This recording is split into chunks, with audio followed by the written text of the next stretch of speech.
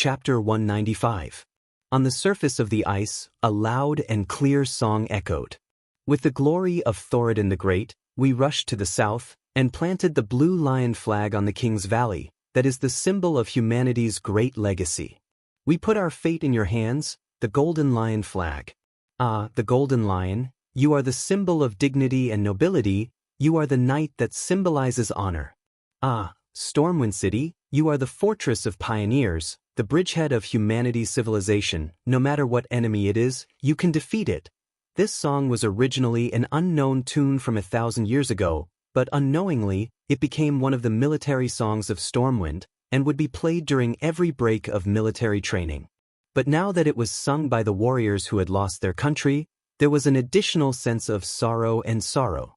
To every warrior of Stormwind, only when they had truly taken back Stormwind City and reclaimed the Elven Forest would they be worthy of this military song.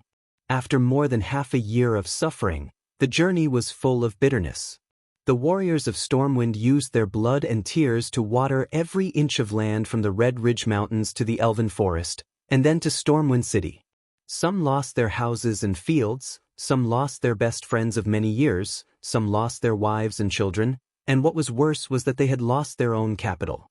From now on, they were just stray dogs in the eyes of others. But no matter how strong the orcs were, they were not depressed. Because they had a great King Lang who had accompanied them until the very end. They had a great commander, Anduin, who was always encouraging them and leading them. They also had a great hero who had mysterious abilities and created one miracle after another, Duque. Tonight, all the suffering had temporarily come to an end. From the next dawn, they firmly believed that under the leadership of these heroes, they would finally win the war against the orcs. Sir Marcus, thank you. You are our benefactor, our hope. Thank you, I can finally live to see my wife and children. As Stormwind City disappeared into the horizon, the soldiers began to shout excitedly after surviving a disaster. The further away they were from Stormwind City, the more intense the flames were. If the sound at the beginning was just a trickle of spring water in the dense forest, then by the end, it had become a surging ocean. The sound waves were like huge waves set off by a hurricane, assaulting one's face. Duque, Lang, Bolvar, and the other higher-ups of the storm stood side by side at the front of the ice ship. It was at this moment that they truly understood what it meant to be a tsunami. When 50,000 people crowded together and raised their swords to cheer and salute, the shocking scene was definitely unforgettable. It was not a military parade, nor was it an act on the scene, but a sincere expression of gratitude. King Lang smiled. Duque, make a platform for the soldiers to see you. Duque was a little embarrassed. He was in the limelight, wasn't he? Your Majesty, this... Lang smiled as he patted the huge block of ice that had frozen Blackhand's head. He then looked at the huge tribal flag and said, "These two things are enough for me. Besides, I've never cared about the reputation of a true hero being above mine. You see, I've never been the most famous person in the military." Lang was incomparably magnanimous.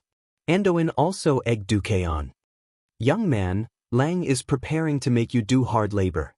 If you don't go collect some interest first, I'm afraid you'll be miserable for a long time." Bolvar also smiled and nodded at Duque. Duque no longer hesitated. A huge ice prism beneath his feet lifted Duque straight up. Seeing Duque's robed figure, a huge wave of cheers rose into the sky. All of a sudden, the dark clouds dispersed, and the tranquil moonlight shone on the surface of the ice. It was as if the moon had heard the cheers and sneakily poked its head out to take a look. Long live Duke Marcus. Long live the great guardian of the storm. It was no exaggeration to say that Duque's blood was boiling at this moment. He suddenly felt that all the hard work and preparation he had put in for so long was all worth it. At this moment, the system notification sounded. "Congratulations, host. Your reputation in Stormwind has been permanently fixed at worship. Even if you lose all your integrity in the future, the people of Stormwind will still believe you unconditionally. In that case, your integrity will be seen as a hypocritical state." Hypocritical state? What the hell was that? Duque did not have time to think too much. He came down after receiving 3 waves of cheers from the soldiers. Anduin then asked, "What do we do next? Your merfolk are going to drag us to South Shore just like that?" Duque could not help but laugh. "How is that possible? It's not easy to maintain this big ice ship, and the waves in the deep sea will be a problem. It's summer now, and the high temperature will easily melt the ice." Bulvar's expression turned a little ugly. "Damn it, we have almost no food and water. If the ice melts, won't it?" Bolvar had already imagined the tragic scene of a group of people wearing armor and sinking straight into the sea. Duque took out a simple sea map and pointed to an island opposite Stormwind City. "Our destination is here." The ice ship arrived at its destination early the next morning. It was a small island that was only 5 square kilometers in size. The biggest feature of the island was that it had a fresh water spring. The sea merchants who traveled between Stormwind City and Col Tiras all knew of this nameless island. When there was a shortage of drinking water, most would choose to stop here to replenish their water. And now, there was enough bread to feed 50,000 people for half a month. The soldiers once again burst into fiery cheers when they stepped on land. Duque shrugged. "All right, the next step is to wait for the fleet to send us to South Shore." Under the shade of a few trees, the higher-ups of Stormwind began to discuss the future policies of the kingdom. "I plan to make a trip to Rotterdam. I want to unite all the human kingdoms, as well as the dwarves and high elves, to form a huge alliance to fight against the orcs' invasion." Clayan revealed the plan that he had been thinking about for a long time. Rotterdam was located in the northeast of the Eastern Kingdom. It was the home that the Rotterdam Kingdom was most proud of. In fact, at this point in time, the Rotterdam Kingdom was the most powerful among the 7 human kingdoms. The rich Rotterdam Kingdom had the widest fields and the largest population among the 7 kingdoms. There was a saying that went, "I'd rather be a baron in Rotterdam than an earl in Torrential Fortress." This mentality was a good reflection of the richness of the land. "Should I stay in South Shore to train the troops?" Anduin asked. "No, you should follow His Majesty to Rotterdam." Duque rejected Lothar's suggestion. Chapter 196. Why? Lothar was puzzled. In his opinion, as the highest military commander of the kingdom, he should be with his soldiers. The 7 kingdoms need a reason to work together. Duque's answer enlightened everyone. Yes, the Arather Empire. Being of the same race, of the same origin, and of the same clan, especially in front of a great enemy, was the best reason to unite. Moreover, there was no deep hatred between the 7 kingdoms. Abandoning the son of Thoradin the Great was indeed unkind, but they did not fight against each other. Hence, Lothar's identity as Thoradin's son was very important. "Your Majesty, It was difficult for Anduin to deal with such a sensitive issue. "Don't worry. After all, it was your ancestor who gave up the throne to my ancestor." In the eyes of outsiders, there was indeed a suspicion of usurpation. However, when it came to matters that concerned all of humanity, and even the world of Azeroth, such trifles were nothing. The training of the troops can be left to Bolvar. Anduin thought for a while and nodded. At the end of the day, Lang, Anduin, and Bolvar were all very upright people. Without the restriction of those annoying nobles, they could exert their full strength. "Bolvar, I'll leave the training of the troops, my queen, and Varian to you." Lang did not have many capable subordinates. Some of the nobles who were originally in high positions had either become demons or been slaughtered by the demons in the middle of the sea. This was almost equivalent to the position of an assistant minister, and was definitely the highest of the highest. "As you wish, Your Majesty." Bolvar bowed deeply. Lang turned to look at Duque. He took a deep breath, and with a wave of his hand, a servant handed him a small spoon of melted wax. Another servant handed him a document, opened it, and poured the wax on it. Then, Lang took out the royal seal from his arms and stamped it heavily on the wax. "This is..." Duque glanced at it and saw his own name. King Lang turned his head and smiled at Duque. "Duke Marcus, please kneel." "Yes." "Fine, the boss had given me an empty promise, so I'll just kneel then." "Duke Marcus, in order to thank you for your great achievements, as well as to commend your loyalty, bravery, and wisdom, I now confer you the title of Duke of Stormwind." You are allowed to have twice the private army of a normal duke. Your fief consists of the following: East Vale Lumberyard in the north, Karazhan in the south, Mistmantle Manor in the west, and Triangle Junction in the east. I know that there are many places that have fallen to the orcs, but I believe that one day we, the Stormwind, will reclaim this beautiful and fertile land. He thought it was over, but who knew it wasn't? You will be the commander-in-chief of the Stormwind Navy. You will be in charge of all naval ships, and you will be allowed to recruit no more than 1/5 of the Navy's total forces. Duque was visibly moved. The private armies of the nobles in Stormwind were strictly limited by class. Dukes were not allowed to have more than 5,000 men. Twice that was 10,000. This was a legal military force that could be put on the table. As for the fief, no one knew better than Duque how powerful Stormwind was later in the history. Because the other human kingdoms had either fallen or declined, Stormwind City had become the greatest benchmark for the human race. Stormwind absorbed a large number of refugees from the north, and the speed at which its soldiers grew was even more exaggerated than the undead scourge. Indeed, the Headwind Trail had been blown to smithereens by Mediva's big explosion, but East Vale Lumberyard and other rich lands in Elven Forest were definitely first-class fiefs. And as the commander-in-chief of the Navy, there was no doubt that the whole of Stormwind and the benefits derived from the sea were all given to Duque. Everyone knew that now that Stormwind had almost completely fallen, and it was only a matter of time before the western wilderness was completely destroyed, if Stormwind wanted to continue, it had to rely on Duque. However, it was rare for someone like Clayan to have such boldness. Without hesitation, Duque bowed his head. "Thank you, Your Majesty, for your gift." Lang smiled and finally sighed. "What gift? If it wasn't for you, even if Stormwind was not completely destroyed, I'm afraid only tens of thousands of people would have escaped. Maybe even I would have died in Stormwind. I'm the one who feels guilty for making these empty promises." "Your Majesty, you've done very well," Anduin and the other officials comforted Lang.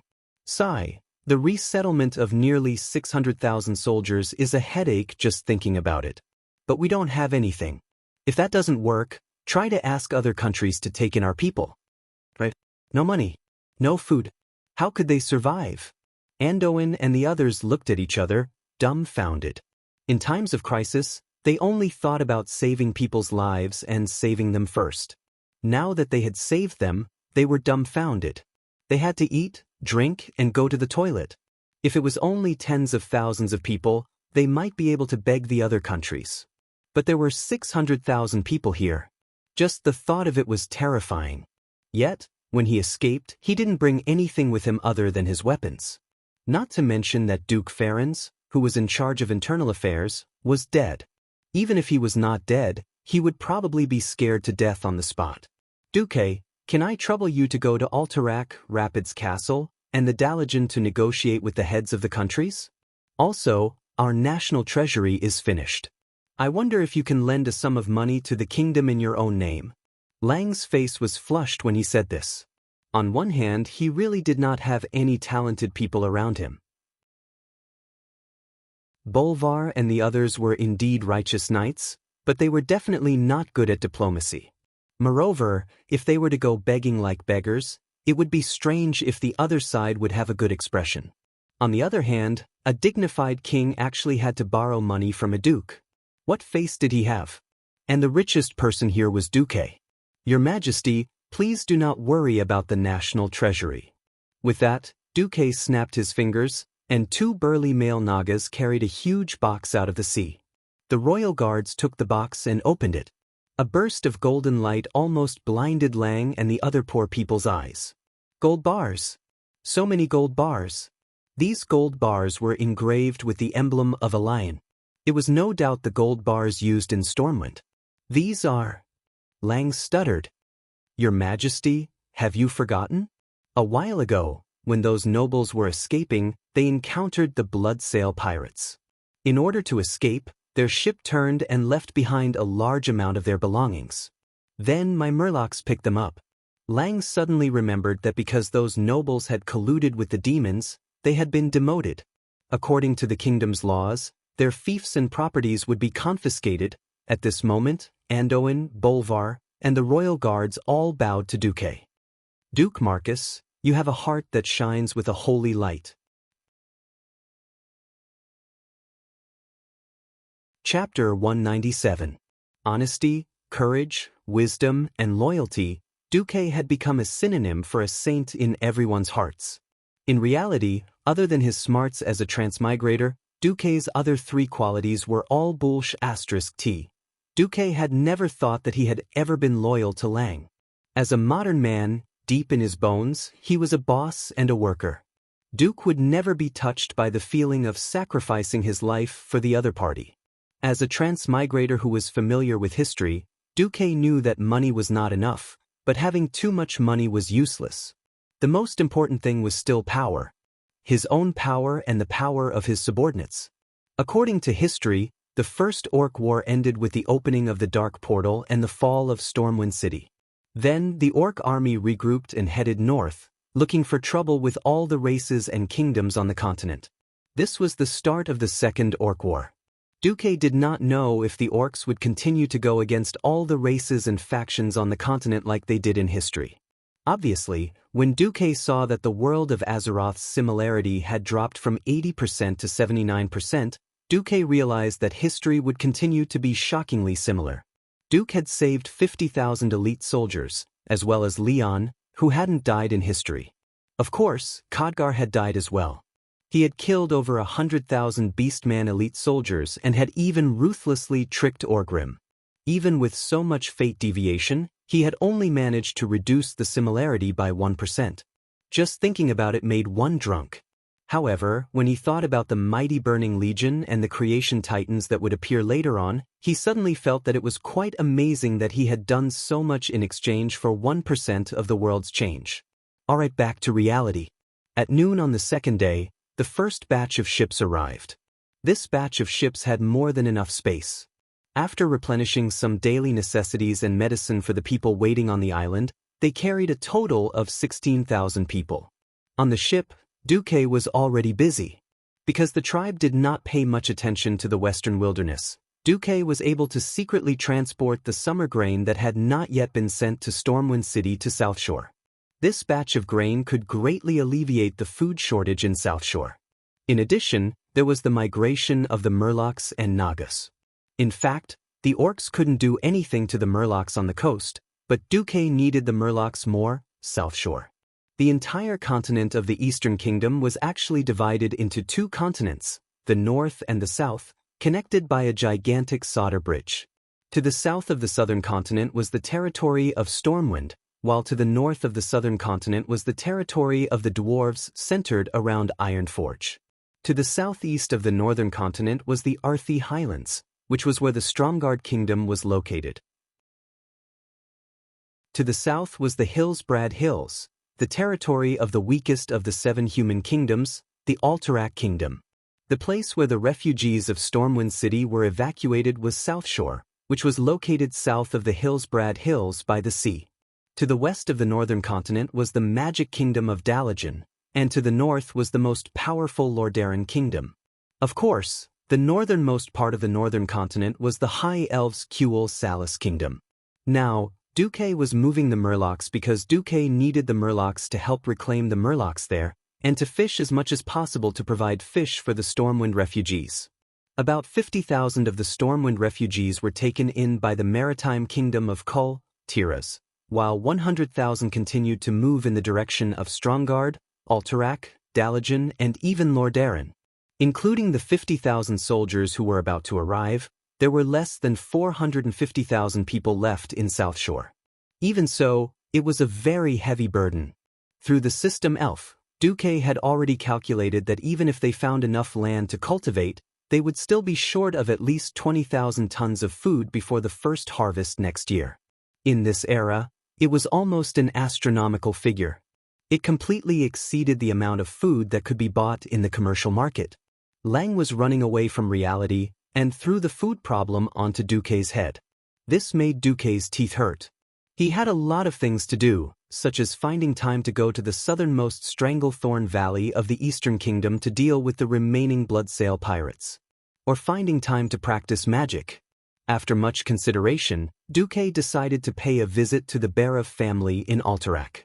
Many people might wonder why Duque didn't visit the king of Alterac Kingdom, but the Barov family instead. It had to start from the history of the Alterac Kingdom. The Alterac Kingdom had a long history, but the current royal family's history was very short. It only lasted for the past 20 years. The first king of Alterac was born into a wealthy family, and in order to have a place of his own, he founded the Alterac Kingdom. He chose to build his kingdom on the steep Alterac mountain range. The land was barren, and the living conditions were terrible. Very few people were willing to follow him, and the kingdom's territory and power were very small. It was not an exaggeration to say that Alterac Kingdom was the weakest of the 7 human kingdoms. The current king, Aiden Pirinold, inherited this mess, and the situation only improved after the Barov family joined in. The Barov family of the Alterac Kingdom was a wealthy family that controlled a large amount of land east of the Alterac mountain range. Brill, Terran Mill, Cair Darrow, South Shore. These places were all their fiefdoms. Their wealth surpassed that of the Alterac royal family. They had Arthi blood, and the family lived in Cair Darrow County, which was an old castle of the Arthi people. They continued this ancient and noble family bloodline. In fact, the Barov family was the one that Duque had been dealing with. From the very beginning, Duque had never set his sights on the other factions to get the food. The transportation of food in this era was terrible. Even the slightest bit of distance would result in a 50% loss of food. The only thing that Duque felt lucky about was that most families had the habit of storing food because the harvest was not stable. As long as he could settle the rich Barov family, he would not have to worry about food until next year. A week later, Lang and Duque's group arrived at South Shore. Ryan was very surprised by the expanded South Shore. There was a stone pier built according to the standards of Stormwind City, and there were neat wooden houses as far as the eye could see from the entrance of South Shore. There were medical, food, fire protection, toilets, and all kinds of living facilities available. There was even a huge wooden wall being built. But after comforting the people, Lang hurried on the road to Lordaeron. Duque left Windsor to help him train his private army while he brought Makarov and the others to Cair Darrow County to meet Alex Barov, Aiden's best friend, and now Duke Barov. Chapter 198. Just as Duque arrived at South Shore and was about to visit the Barov family, something huge happened in the tribe. Judgment. Traitor. Orgrim. You disgrace to the beastmen. Hey wolf.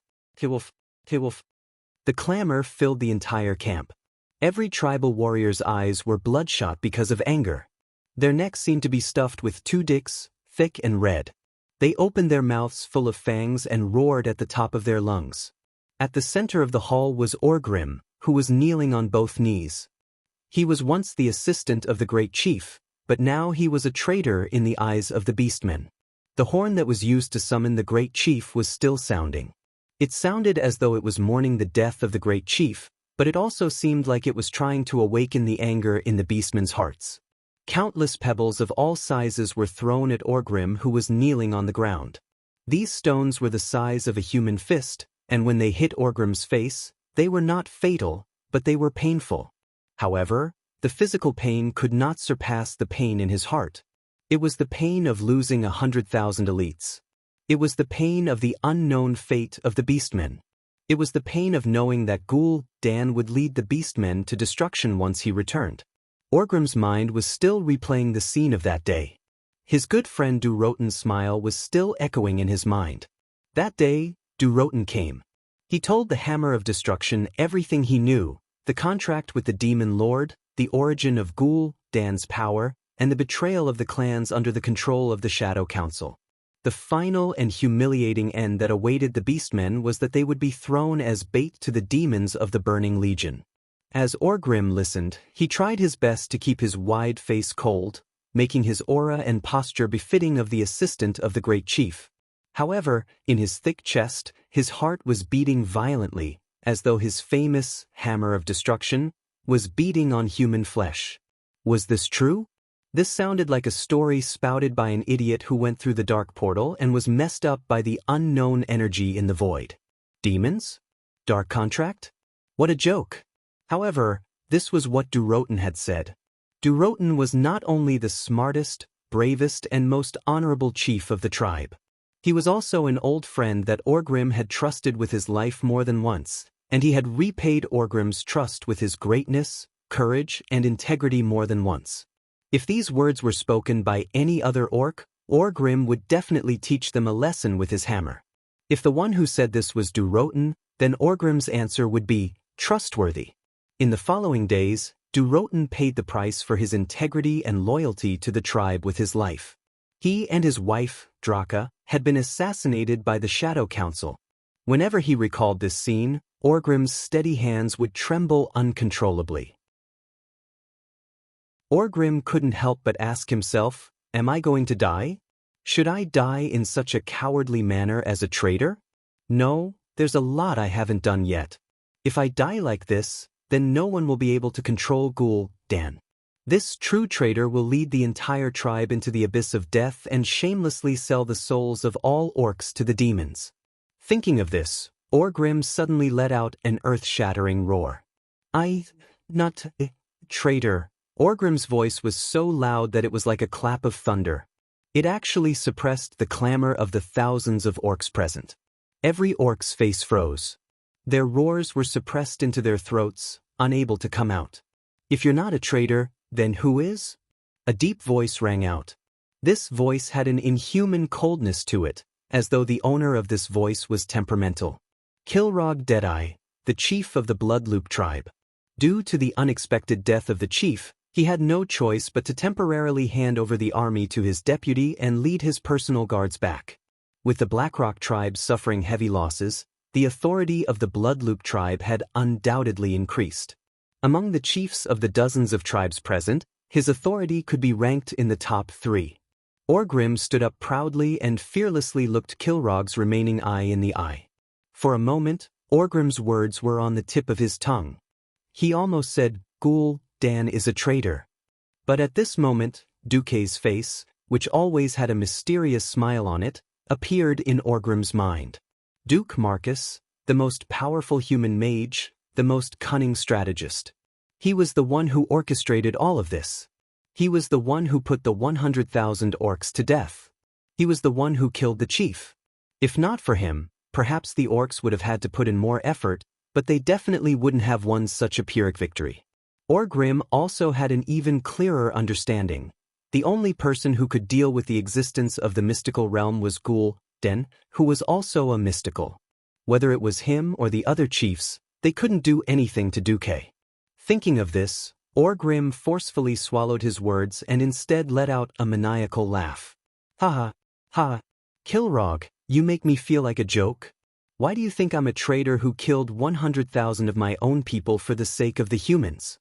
Why would you rather believe the lies of the humans than the loyalty of a orc? Why would you believe a despicable mage who set fire to us orcs again and again? Orgrim's rebuttal stunned the chieftains and the thousands of leaders around him. Orgrim's direct accusation that the arsonist was Duke was not wrong at all. Grom Hellscream roared as he strode forward. Then how do you explain the fact that more than one orc who survived in the area testified that the chief called you a traitor before he died? Also, why would your people attack the chief's personal guards? Don't you think that suddenly going crazy and attacking your own people is very familiar? It had to be said that Orgrim had the talent to win the Best Actor award. Yes, this scene was very familiar. It was the scene where the orc warlock used the art of fear on the human soldiers. You said Dan betrayed us. Grom frowned. I didn't say that. But you might have noticed that the humans' tactics and equipment have been improving. So it's not impossible for them to obtain the power of a warlock. The orc chiefs fell into deep thought. At this time, Kilrog Deadeye stood in front of Orgrim again. That tells me that you shouldn't die here as a traitor. I also know that you are one of the wisest orc warriors, and you also have the ambition to become the chief. I can give you a chance to prove yourself, as long as you join Bagash. Orgrim's heart beat violently, almost jumping out of his chest. Chapter 199. Even Duque didn't know that because he had tricked Orgrim, It had caused Orgrim to invoke a ritual that had never appeared in any history, Bagrash. This was a ritual for orcs who were suspected of being traitors to prove their reputation. The ritual was very simple, violent, and bloody. That was, under the witness of at least 100 orc warriors, 7 recognized warriors would stab 7 daggers into the body of the ritual participant. The daggers couldn't cause fatal wounds, they couldn't injure the tendons or bones, and they couldn't injure the internal organs. Then, the participant would have to fight a duel to the death with a recognized warrior, usually a tribe chief, while having 7 daggers stabbed into their body. Only by winning the duel would the participant be considered to be cleared of suspicion and their reputation restored. No one knew why Kilrog would suggest letting Orgrim participate in Bagrash. If one had to force a reason on Kilrog, it would be his dead eye that could no longer see. Kilrog was born into the Bloodring clan of Draenor. When his clan was about to be exterminated by the Crowmen, Kilrog unwillingly bowed his head and admitted defeat. Under the arrangements of his sickly father, he followed the clan's ancient tradition. He found the hidden chamber that was named after his clan and carried out the terrifying ritual of sacrificing his left eye in exchange for seeing his future. In the ritual, Kilrog foresaw that his death was still far away, so he knew that he would survive this disaster. Encouraged by his destiny, he seized control of the clan and led the Bloodring clan to crush the threat of the Crowmen. Then he won countless battles. In the following years, he slaughtered any dissidents, and even his closest kin couldn't escape the death penalty. He had always hoped that his destiny would come to him step by step. Although orcs were rude and unreasonable, most of them were superstitious. In the current situation where there were no shamans in the tribe's camp, Kilrog's dead eye became quite convincing. Without hesitation, Grom Hellscream, Samuro, and the other high-ranking warriors all agreed to Kilrog's proposal. Orgrim Doomhammer, are you going to accept Bagrash in order to prove your innocence? Kilrog's voice was cold, but it also carried a kind of sharp pressure.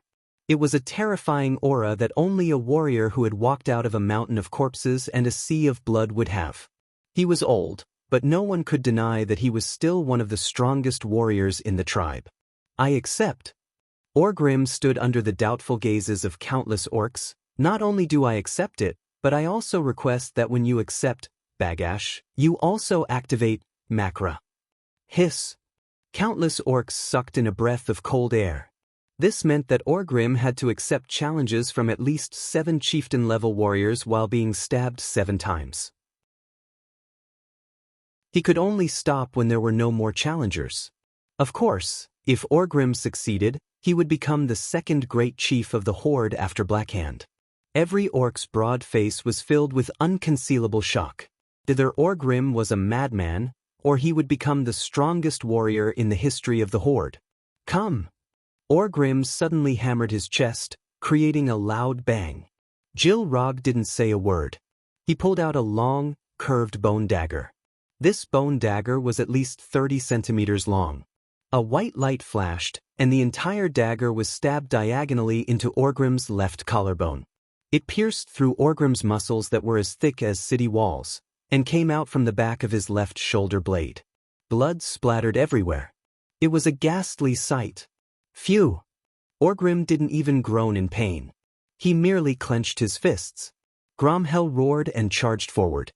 His face was expressionless as he pierced through Orgrim's right arm with his dagger, only avoiding the tendons and bones. Orgrim let out a low groan. Swordmaster Samuro of the Fireblade clan followed behind and pierced Orgrim's right thigh with his dagger. Then the 4th, 5th, and 7th warrior went up.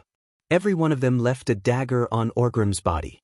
At this moment, Orgrim had become a hedgehog covered in blood. Who is willing to use Orgrim Doomhammer's life to prove their bravery? Who is willing to obtain this Doomhammer, fair and square? Orgrim's roar was as loud as a bell, and it reverberated in all directions. Not many beastmen would be willing to kill a beastman who might be dishonorable unless they could obtain real benefits from him. Coincidentally, Orgrim had it. Not many beastmen could resist the temptation of Doomhammer, especially after Orgrim used it to kill no less than 500 warriors of various races. ogres, giant lizards, land dragons, and human army commanders. Orgrim used his illustrious battle records to indirectly prove the power of this hammer. Suddenly, a flag was thrown into the middle of the field. I, Galil of the Shattered Sand Clan, stake my honor to fight you. Looking at this opponent who was more than a head taller than him, Orgrim was a little disappointed. This was the chief of a small clan with only a few hundred people, but as a suspected traitor, he really couldn't ask for more. In the sky, rolling clouds surged. On the ground, a horn sounded. Whether it was Makra or Bagash, nothing could attract the attention of the beastmen more than the bloodiest and most passionate battle. Only those who dared to face death would be recognized by the beastmen who valued martial arts. Only this most primitive and most unsophisticated battle could truly wash away Orgrim's suspicions. Come! Orgrim roared, and the little chief, Galil, rushed over. Bang! Bang! Galil's heavy footsteps could be heard on the solid ground. Galil's momentum gave people the illusion that a mountain was collapsing. Galil bared his teeth and slashed with his huge machete. It was powerful enough to cut Orgrim in half with one slash. But Orgrim's sharp eyes flashed with a hint of disappointment again. Whether it was strength, speed, or skill, they all disappointed Orgrim. For some reason, he thought of Anduin Lothar, the human who had killed Blackhand the other day. He was clearly at a disadvantage in terms of speed and strength, but Lothar used his perfect unloading techniques and amazing footwork to fight evenly with the great chieftain. Looking at such an opponent, Orgrim didn't even want to wait a second longer. In the eyes of outsiders, he accidentally dropped the heavy hammer of destruction. Only those who knew the ropes could see that he didn't take Galil seriously at all. Just at the moment when the machete was about to fall, Orgrim suddenly exerted force with his intact left leg and rushed into Galil's arms. He punched the enemy's wrist that was holding the machete. The next second, he suddenly clapped his hands. Galil's entire head was instantly smashed in the palm of his hand. It was like a watermelon smashed by a hammer. Orgrim looked up to the sky and shouted, "Next!"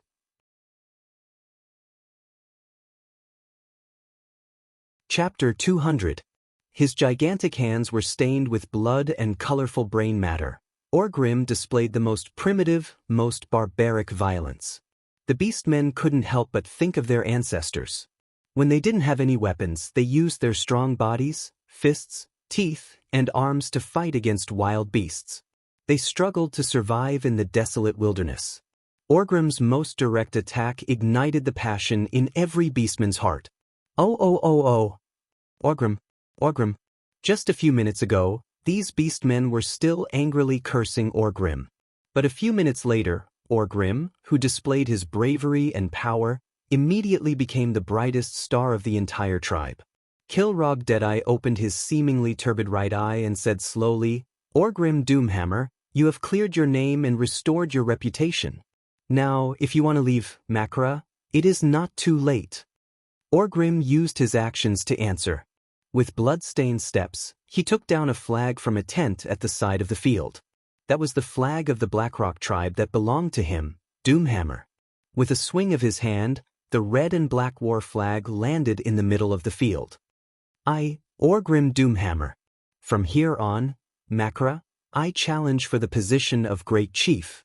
I will accept challenges from at least 6 warriors, until I ascend to the position of Great Chief, or death. Even though he was stabbed multiple times, even though every wound was still bleeding as Orgrim moved, Orgrim's soul-stirring roar still spread throughout the camp. Po, po, po, po. This was the rhythmic cheering of the beastmen. Nothing made their blood boil more than a blood-soaked warrior participating in the battle for the position of Great Chief. No matter how much they didn't want to admit it, it was an indisputable fact that the tribe had just won a Pyrrhic victory. The weak humans were far more cunning than the beastmen imagined. The entire tribe urgently needed a true king who could lead the tribe to conquer this planet. The orcs shouted and praised loudly. They raised the crude weapons in their hands high and stomped the ground with both feet, as if they wanted the earth to tremble and let the earth cheer and welcome the possible new great chieftain that was about to appear. A clan flag with 3 teeth on it was thrown into the field. It was a Blade Fong clan with 1,000 warriors. As a small clan, the chief of Blade Fong clan, Wang Lin, was not a very strong orc. Among the beastmen, he was definitely small and skinny. He made up for his lack of strength with his high agility. Orgrim, Wang Lin roared loudly, but his movements were reminiscent of a nimble lynx. Wang Lin aimed at Orgrim's injured right leg and moved at high speed with Orgrim's injured leg as the axis. Orgrim was indeed affected. The moment he turned around and couldn't keep up, Wang Lin pounced on him. 2 crossed scimitars flashed in the air, and Orgrim's broad back was instantly marked with a bloody red cross. His skin and flesh were torn open by the barbs on the scimitars. It was a ghastly sight. Just as Wang Lin was about to retreat, Orgrim counterattacked. Under the sunlight, the heavy hammer of destruction shone with a black light as it spun. There was no technique involved, only speed. It was unbelievably fast. It was insanely fast. It was a speed that surpassed what Wang Lin could capture with his naked eye. In less than a blink of an eye, his slightly slender body was split in half by a single powerful blow, as if he had been chopped by an incomparably huge machete. Time seemed to have frozen.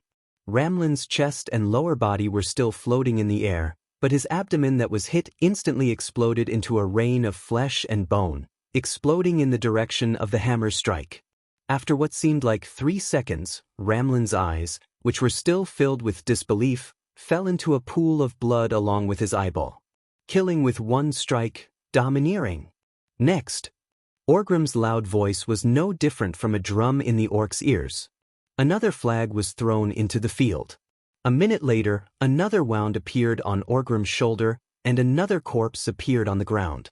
Next, it was the same killing with 1 strike, the same voice, and the same tone that never changed.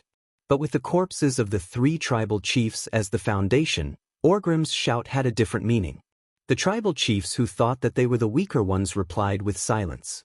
At this moment, there was no longer any hope in their hearts. Even though the orcs who were watching were all fired up. There was a short silence among the people who were qualified to participate in Mkegra. Half a minute later, the 4th flag was thrown. 3 minutes later, the 5th flag. 10 minutes later, the 6th flag. By the time the 7th flag was thrown into the arena, Orgrim was already covered in blood. No one could tell if it was Orgrim's blood or his enemies. None of the 6 tribal chiefs had a complete corpse, all of them had turned into bloody chunks of flesh. From an unknown little chieftain to the chieftain of a clan with tens of thousands of people. The challengers were leveling up step by step, and Orgrim's injuries were worsening as well. Now, anyone who went up had to weigh their own strength first. When the 7th flag was thrown, a black-skinned orc without a left hand came out. Below his left arm was a long scimitar. It was not because he lost his left hand in the war, but because he was a warrior of the Broken Palm tribe. As one of the cruelest and fiercest tribes in the tribe, the Broken Palm tribe's tradition was to cripple their left hand and replace it with a sharp blade. They were prepared to go through fire and water for the tribe's glory. Orgrim, you are indeed powerful, but your path as a great tribal chief will end with me, Cunnud Bladefist. The tribes were also divided into different ranks. Only the tribal chiefs had the right to challenge, but in the big tribes, the publicly recognized warriors also had the right to challenge Mkegra. For example, in the history, Orgrim challenged Blackhand as the deputy of the Blackrock tribe's chief. This was equivalent to the deputy chief, and he successfully killed Blackhand. Glancing at Cunnud Bladefist, Orgrim's boorish face showed some disdain. If you can't do it, let your chief Kargath do it. You are tired. You are heavily injured. Orgrim. Cunnud suddenly took a step forward. With your temperament, you are only fit to take advantage of heavily injured opponents. The mockery on Orgrim's face intensified. I am tired, I am injured, but even if there are 1,000 of you, I can still kill them all.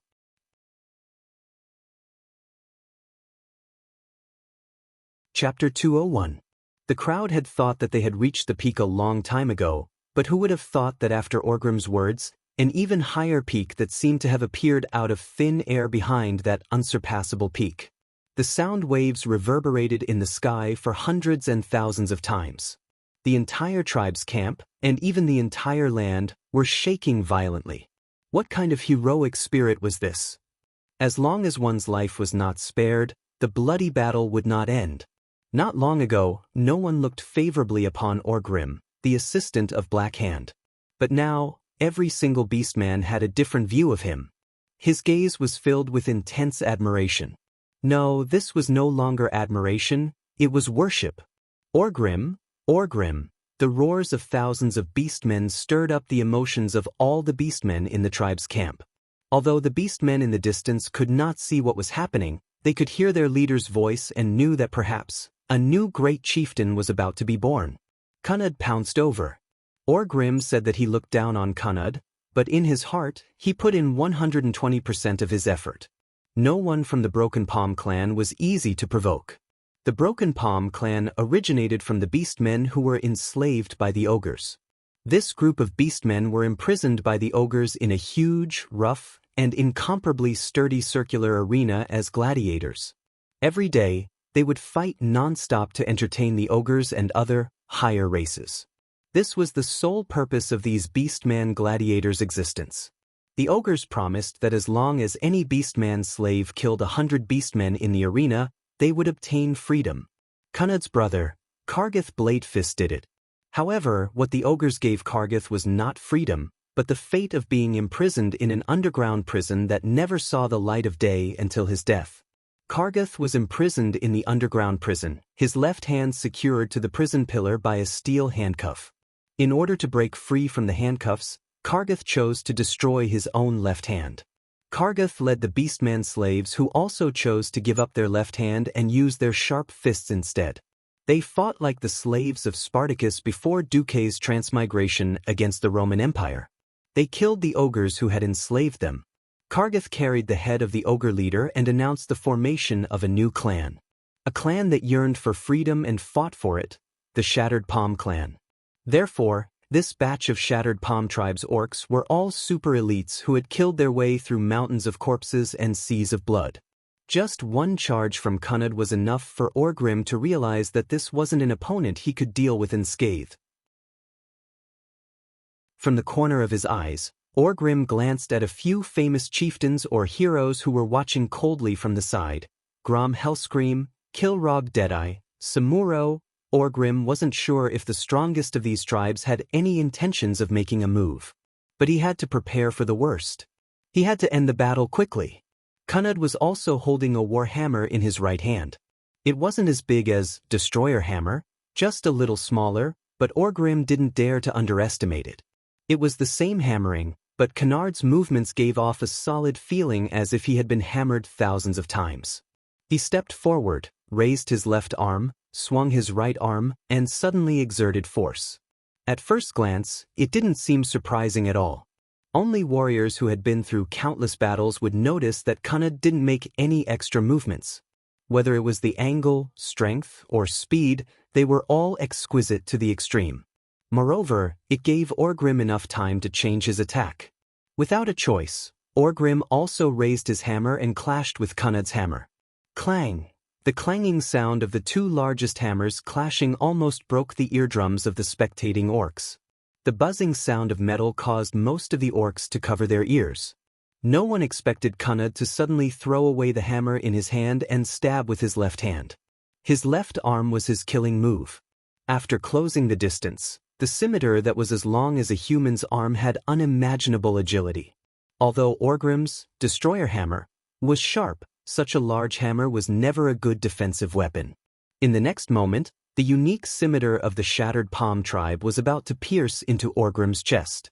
At this moment, a huge hand the size of a palm leaf fan suddenly blocked in front of the scimitar. Blood splashed everywhere. The sharp blade easily pierced through Orgrim's left palm and into his chest. However, it was unable to pierce into his heart. Orgrim's left palm suddenly clenched tightly. Even though his palm was pierced, he still managed to hold onto the bottom part of the scimitar, which was his arm. Gotcha. Orgrim's voice had an indescribable coldness in it. Cunard wanted to retreat, but the giant hand held onto his arm tightly. Since both of them were so close, using a big hammer was just a joke. There wasn't enough distance for him to exert his strength. It was too close. Orgrim had a more direct way.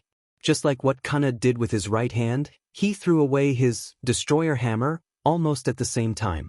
His right hand turned into a hammer and pierced Kunad's throat. Cough. Kunad's muffled voice was the last sound he made in this world. At the next moment, Orgrim turned his finger into a hook and pierced Kunad's throat. Simple. Violent. Full of barbaric aesthetics. This was the beastman's love. This was the beastman's worship. Oh, oh, oh, oh. The boiling sound waves surged into the sky and seemed to cross countless light years and the endless void to reach planet Draenor.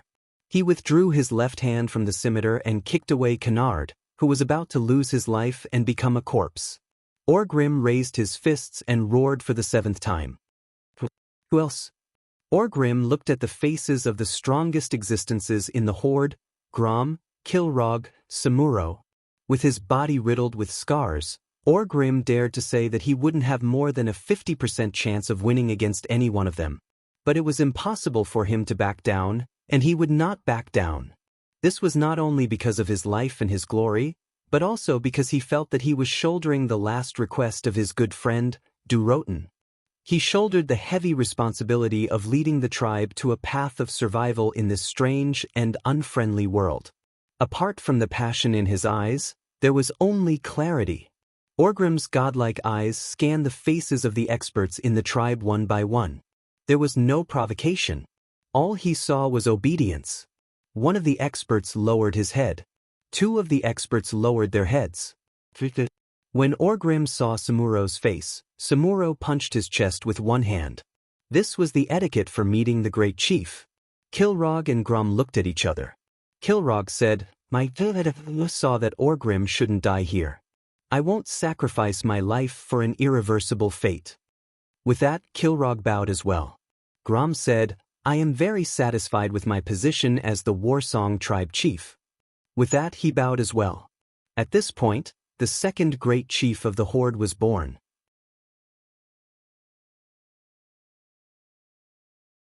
Chapter 202. Caer Daroshire, northeast of the Hillsbrad Hills. The Barra family's castle was located on a beautiful island surrounded by water. The beautiful Lake Daromir was the castle's most beautiful scenery, and also the best moat. The southern side of the island was relatively flat, and this was where the essence of the Barra family's industry was gathered.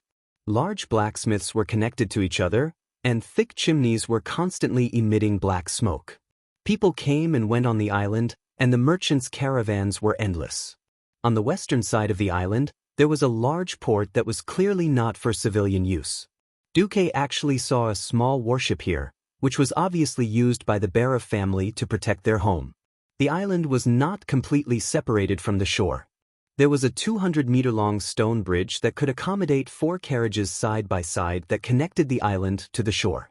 The lake was not deep, and the water was about 2 meters deep, allowing people to see the bottom through the clear water.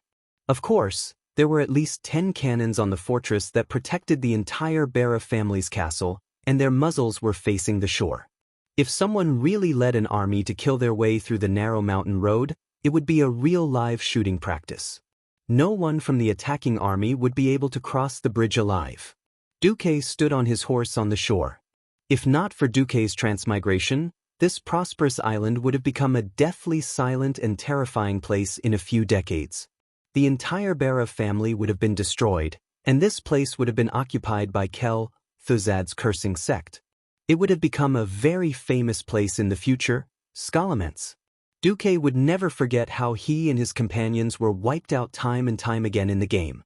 He could remember every single point after they were wiped out. Duque suddenly sighed. "Master, what's wrong?" Makarov asked Duque attentively. "Nothing, it's just a little boring." At this time, one of Duque's private soldiers rushed back. "Report, there seems to be some trouble ahead." Makarov suddenly frowned. "Didn't we already inform him that His Excellency would come to visit?"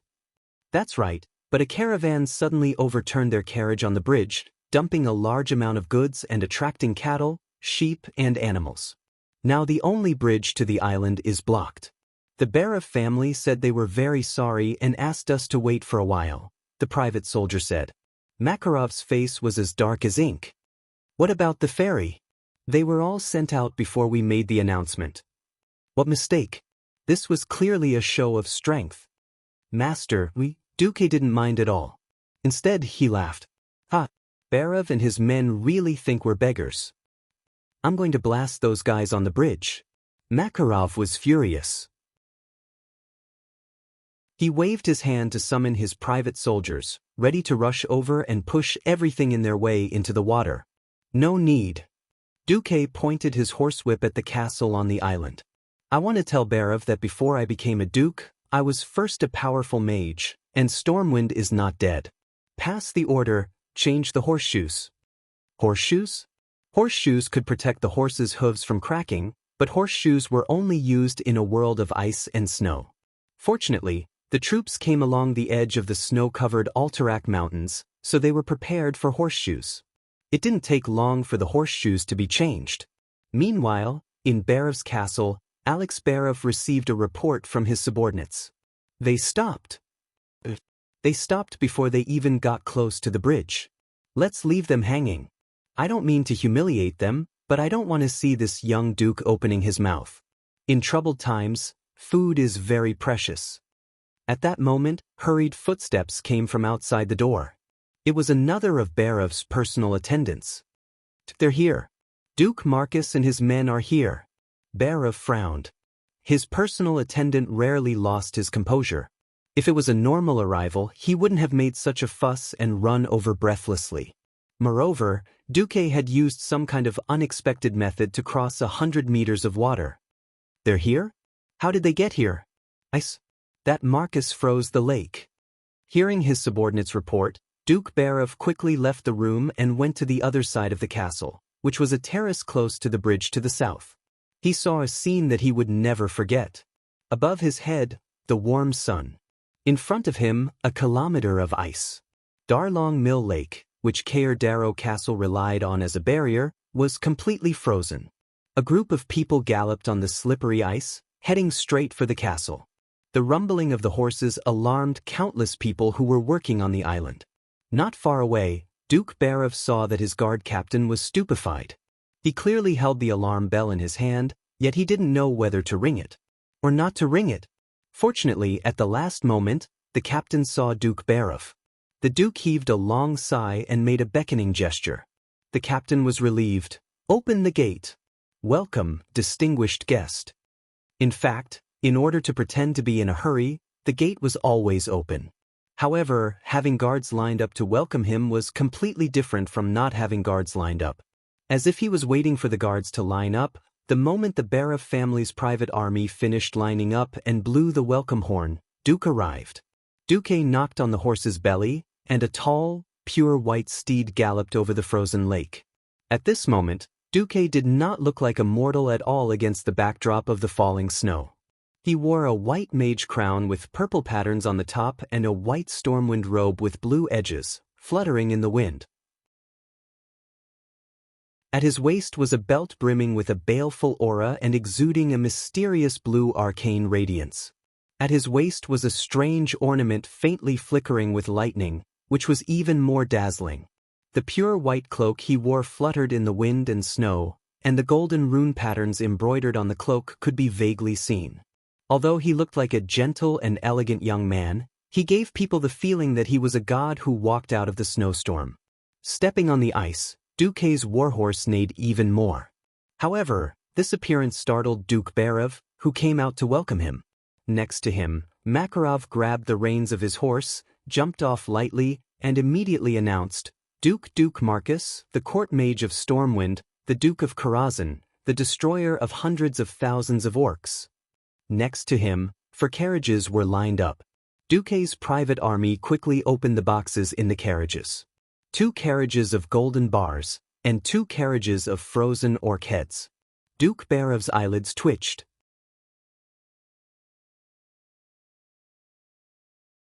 Chapter 203. Duke Barov was not young. In his life, he had seen many different kinds of people. There were thieves, bandits, trolls, and nobles. He had never seen a person so domineering and overbearing. But he was not blindly domineering. At least he came with wealth. Give my friends wealth, and give my enemies death? Narrowing his eyes, he looked at the long carriages behind Duque. Even if he did not want to admit it, Duke Barov had to say, "This little guy is well prepared."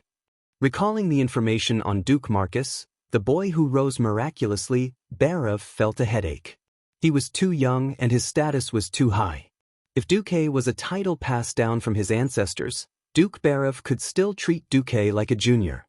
But obviously, Duque was not. Last summer, at the age of 14, he was selected to become a magic apprentice at the Storm Royal Magic Academy in the East County Abbey. In the same year, at the admission ceremony, he became an official Earth mage with unparalleled talent and rejected the request of Medivh, the guardian of Azeroth, to take him as a disciple. Later, it turned out that Duque was right, because he was sensitive to Medivh's demonic aura. That was not all.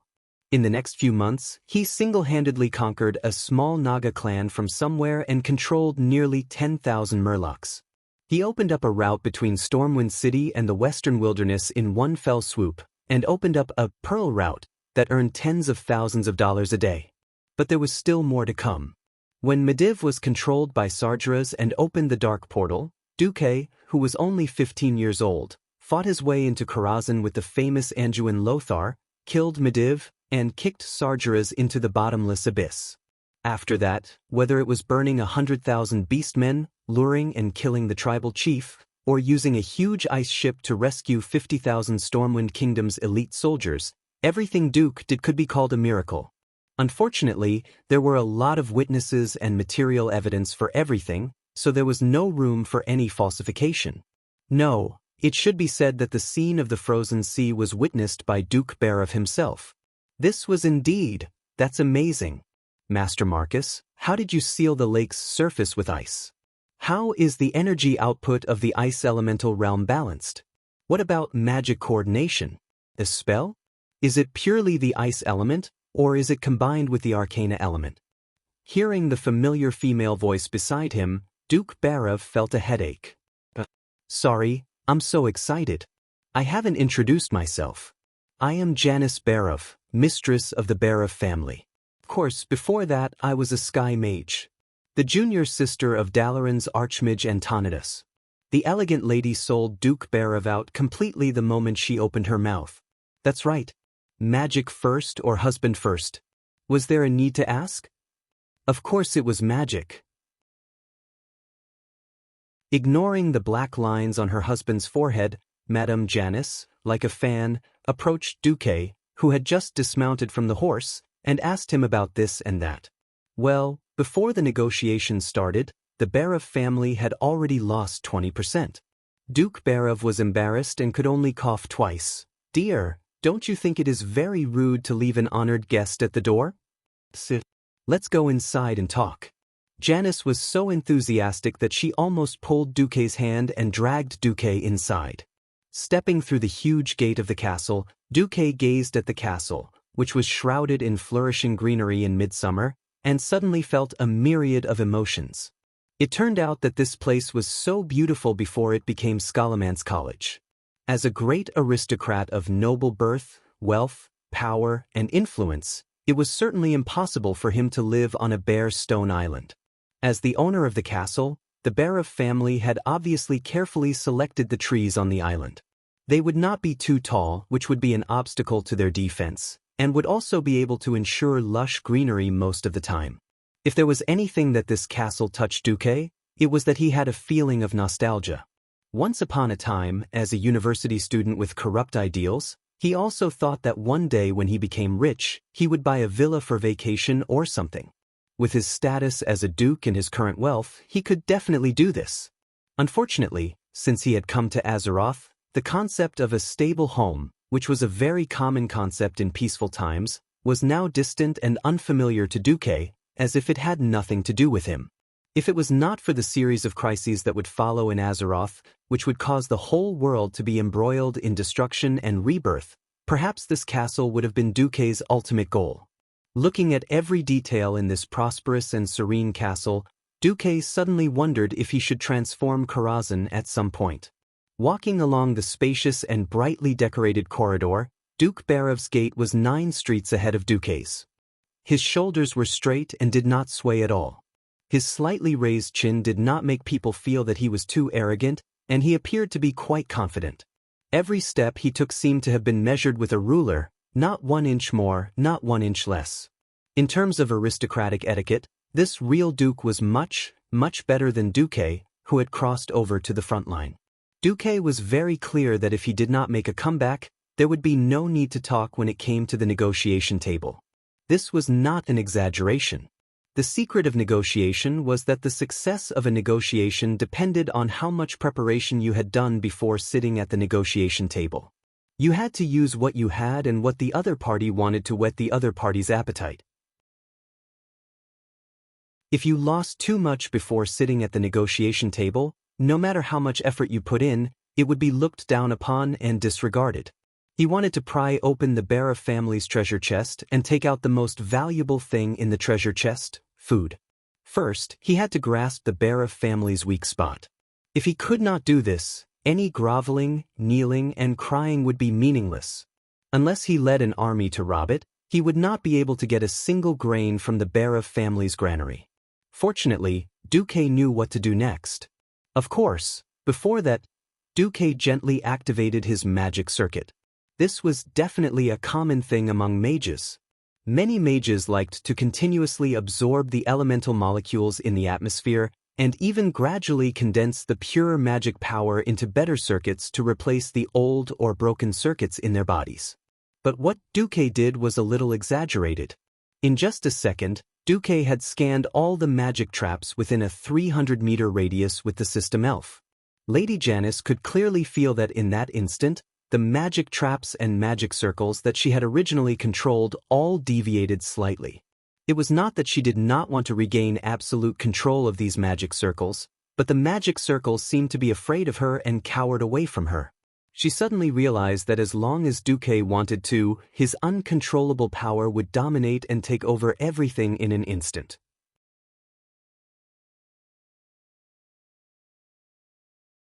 Chapter 204.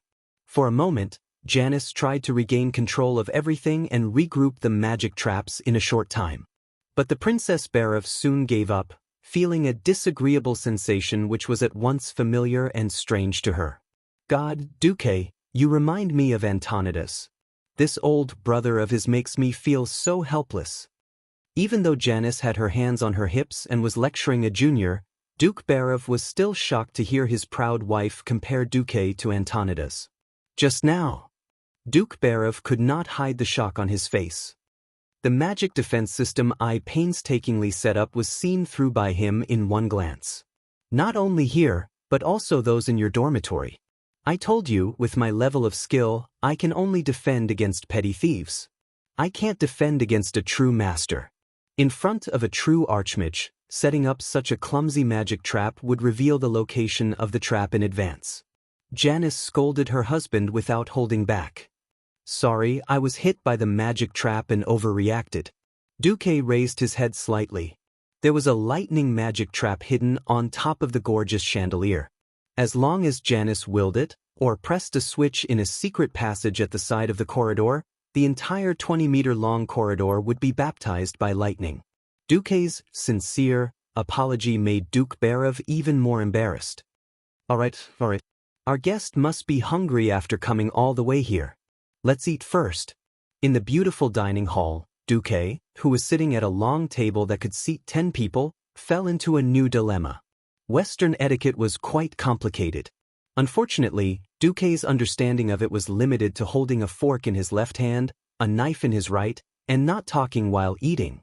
Then, when Duque saw the elegant butler place a large number of spoons and forks of different sizes beside his plate, Duque was dumbfounded. The habits of nobles were quite troublesome. If he took the wrong thing, he would be looked down upon. Duque didn't have the chance to cram on this knowledge. Similarly, because he didn't have this knowledge in his head, the system elf couldn't save him. When Duque felt the Duke and Duchess looking at him, Duque suddenly felt glad that the Duchess was a mage and quite obsessed with him. Did you know? Mrs. Barov, in fact, low-level spells are very helpful in training one's multicasting ability. Oh! Janice's eyes lit up. This was multiple casting. Countless people had practiced metamagic abilities for a long time without being able to develop any. But everyone knew that a mage who was good at casting multiple spells could definitely take on 2 or 3 mages of the same level. Janice had also heard some rumors about Duque. My teacher is Wuxia, the hundred-handed reaper. In fact, I learned the rarest way to train my multicasting ability from my teacher. Since we hit it off so well, I might as well introduce you to each other. Oh, my little Duque is the best. Hurry up and teach me. If I really learn it, I'll help you bully my old man at the negotiating table. As soon as she said that, Duke Barov's hand froze in the middle of reaching for the spoon. He had always known that his wife was a magic maniac. Back then, Janice, who was beautiful and noble, was absolutely loved by everyone. Thinking back to the time when he, handsome and elegant, finally plucked the Dalajan rose with all his magic treasures, it was something he was proud of for decades, both for his feelings and for his career. He didn't expect that after decades, because of magic, for the first time, he would feel like he was tricked by his wife. Duke Barov was really speechless. Don't worry, dear, it won't be too hard for you. Janice symbolically comforted her husband and then looked at Duque without blinking.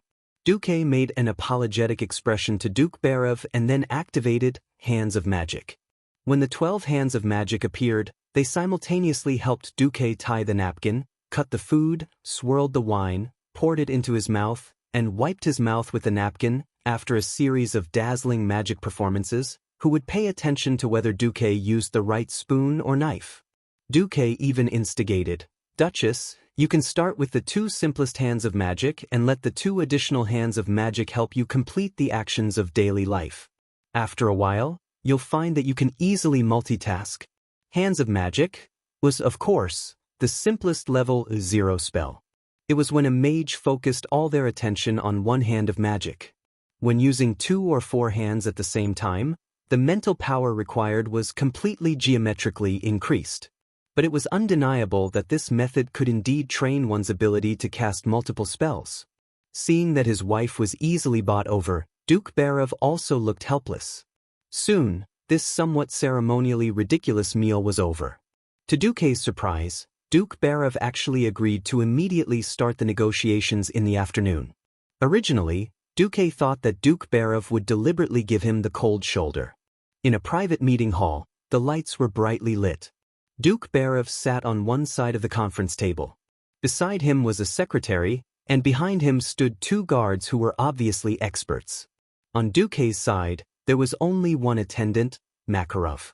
Duke Barov clasped his hands together, his chin resting on the back of his fingers. He immediately got to the point. Duke Marcus, I have to admit that I have underestimated you. Your talent in the field of magic is unparalleled, and your wisdom is also evident in negotiations. Janice is my darling, and her pressure forced me to open this negotiation in a passive position. But I hope you understand that personal feelings are not the main factor in this negotiation. The Barov family does have the food that Stormwind urgently needs. I just want to ask, if the Barov family takes out the food that is equivalent to the family's lifeline as a bargaining chip, what will the Barov family get? Duque did not hesitate. Safety and the continuation of the Barov family. Duke Barov immediately frowned, obviously thinking of something bad. Duque flipped his left palm. Don't misunderstand, the swords of the Stormwind warriors will never be pointed at humans. I think it is necessary for me to educate you on the destructive power of the beastmen.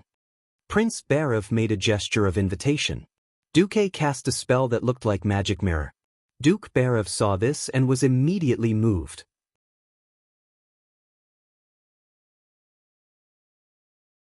Chapter 205. In this era, there were no video recorders. No matter how good the magic mirror spell was, it could only transmit current events, which was to use magic to make a live broadcast. It was also affected by distance, elemental fluctuations, and a series of other factors, making it quite unstable. If one were to say that recording a certain event was in the realm of the bronze dragons, who could control space and time. Among the humans, even the most famous astral mage, Medivh, only had a deep understanding of space. What Duque was doing now was completely beyond Duke Barev's imagination. Three-dimensional projection. Before Duque's transmigration, the true meaning of holographic projection technology had not yet been formed. But the wise and far-sighted humans had already built a huge triangular cone made up of 4 triangular pieces of glass, and through the combination of projections in 4 directions, it became a true 3-dimensional projection. Duque's system ELF also extracted Duque's knowledge in this area, and replayed the memories imprinted in Duque's mind in the most 3-dimensional and realistic way. It was the Battle of Red Ridge Mountain. Duke Barev only saw, in the projection, a green tide suddenly surging from the other side of the mountain. More than 10,000 orc warriors surged from the mountain passes and mountain ridges towards the human camp. He only saw a huge orc among the orcs raise half of his body and roar towards the sky. His braided hair spread out in the wind, and together with that shocking roar, it was awe-inspiring. The orcs were split in 2 amidst the rumbling of the earth. This terrifying green tide drowned the entire mountainside in a few blinks of an eye. The surging tide was sniped by the arrows shot by the human fortresses, but it was meaningless. Instead, it aroused the orcs' ferocity. They turned into the most terrifying destructive demons, easily attacking the fortresses, using the most brutal method to break through the thick mud walls, and dragging out the humans hiding in the fortresses and tearing them to pieces. The scene changed, and showed the orcs attacking the eastern and northern walls of Stormwind City. They also did not care about their lives, using their flesh and blood to resist the rain of javelins and ballistae. The green tide drowned the walls. Unknowingly, Duke Barev's entire back was soaked in cold sweat. Is this thing real? Can you demonstrate it again? Can I ask my wife to watch it? Prince Barev asked 3 questions in a row. Duque only had one answer. Sure. In fact, when Duque replayed the scene, Duchess Barev, who had rushed over after hearing the news, was even more shocked. One was an orc, and the other was a magician. However, Lady Janice managed to suppress her curiosity in the field of magic very well. Dear, I have to say, this should be true. Duque calmly said, in fact, I also prepared an orc warrior as a captive. I put him to sleep. However, you can let your guards test the strength of the beastmen. Of course, you have to be mentally prepared for the sacrifice of your subordinates. Duke Barev nodded gravely. Half an hour later, Prince Barev and his wife returned to the negotiating table with ashen faces. The results were too shocking. Even though Duque had repeatedly emphasized the strength of the orcs, Duke Barev had sent 5 fully armed men to deal with an unarmed orc, and Duke Barev's side had paid the price of 1 dead and 2 seriously injured to kill the orc. But those damned orcs can't pass through Solder Bridge. Duke Barev argued. Solder Bridge, this huge stone bridge that connected the 2 continents, was indeed a natural stronghold. Duque was also quite speechless about this huge cable bridge. This should not have appeared in a world that seemed to be set in the Middle Ages on Earth, with magic and swords as its core. Don't forget, planet Azeroth was the experimental factory of the Titans of Creation, so a lot of black technology was set aside. At least when the dwarves already had steam-powered tanks, humans were still using swords. Of course, those huge tanks were also unreliable. For example, their endurance was terrible, and they would collapse after 1 or 2 kilometers. This did not stop the people here from having all sorts of strange confidence. Duque did not directly refute. He just quietly took out a rough map of the northern continent of the Eastern Kingdom, pointed lightly, and then drew a line from right to left. Duke Barev had already admitted defeat in his heart, but he still did not give up. He finally asked, "Are you sure those green beasts can drive the ships?" Duque nodded silently. Even though the Horde's ships looked like a huge pile of garbage floating on the sea, and he could not agree with the orcs' crude and terrible aesthetics, there was no doubt that the Horde's ships could indeed pass through the sea. Duke Barev and his wife did not look very good. What Duque had just pointed out was the hinterlands in the east of the northern continent. The horde would disembark from the coast at the easternmost part of the hinterlands, at the bottom of the Seaview Cliff. From east to west across the entire hinterlands, they would arrive at the Barov family's territory. The Barov family was indeed huge, but it was a pity that they were geographically long. From South Shore in the southwest, all the way to Cair Darrow in the northeast. In a sense, if the horde really invaded along the route Duque had pointed out, the Barov family would also act as a barrier for the Alterac royal family. Attacking in advance or setting up defenses would also be troublesome.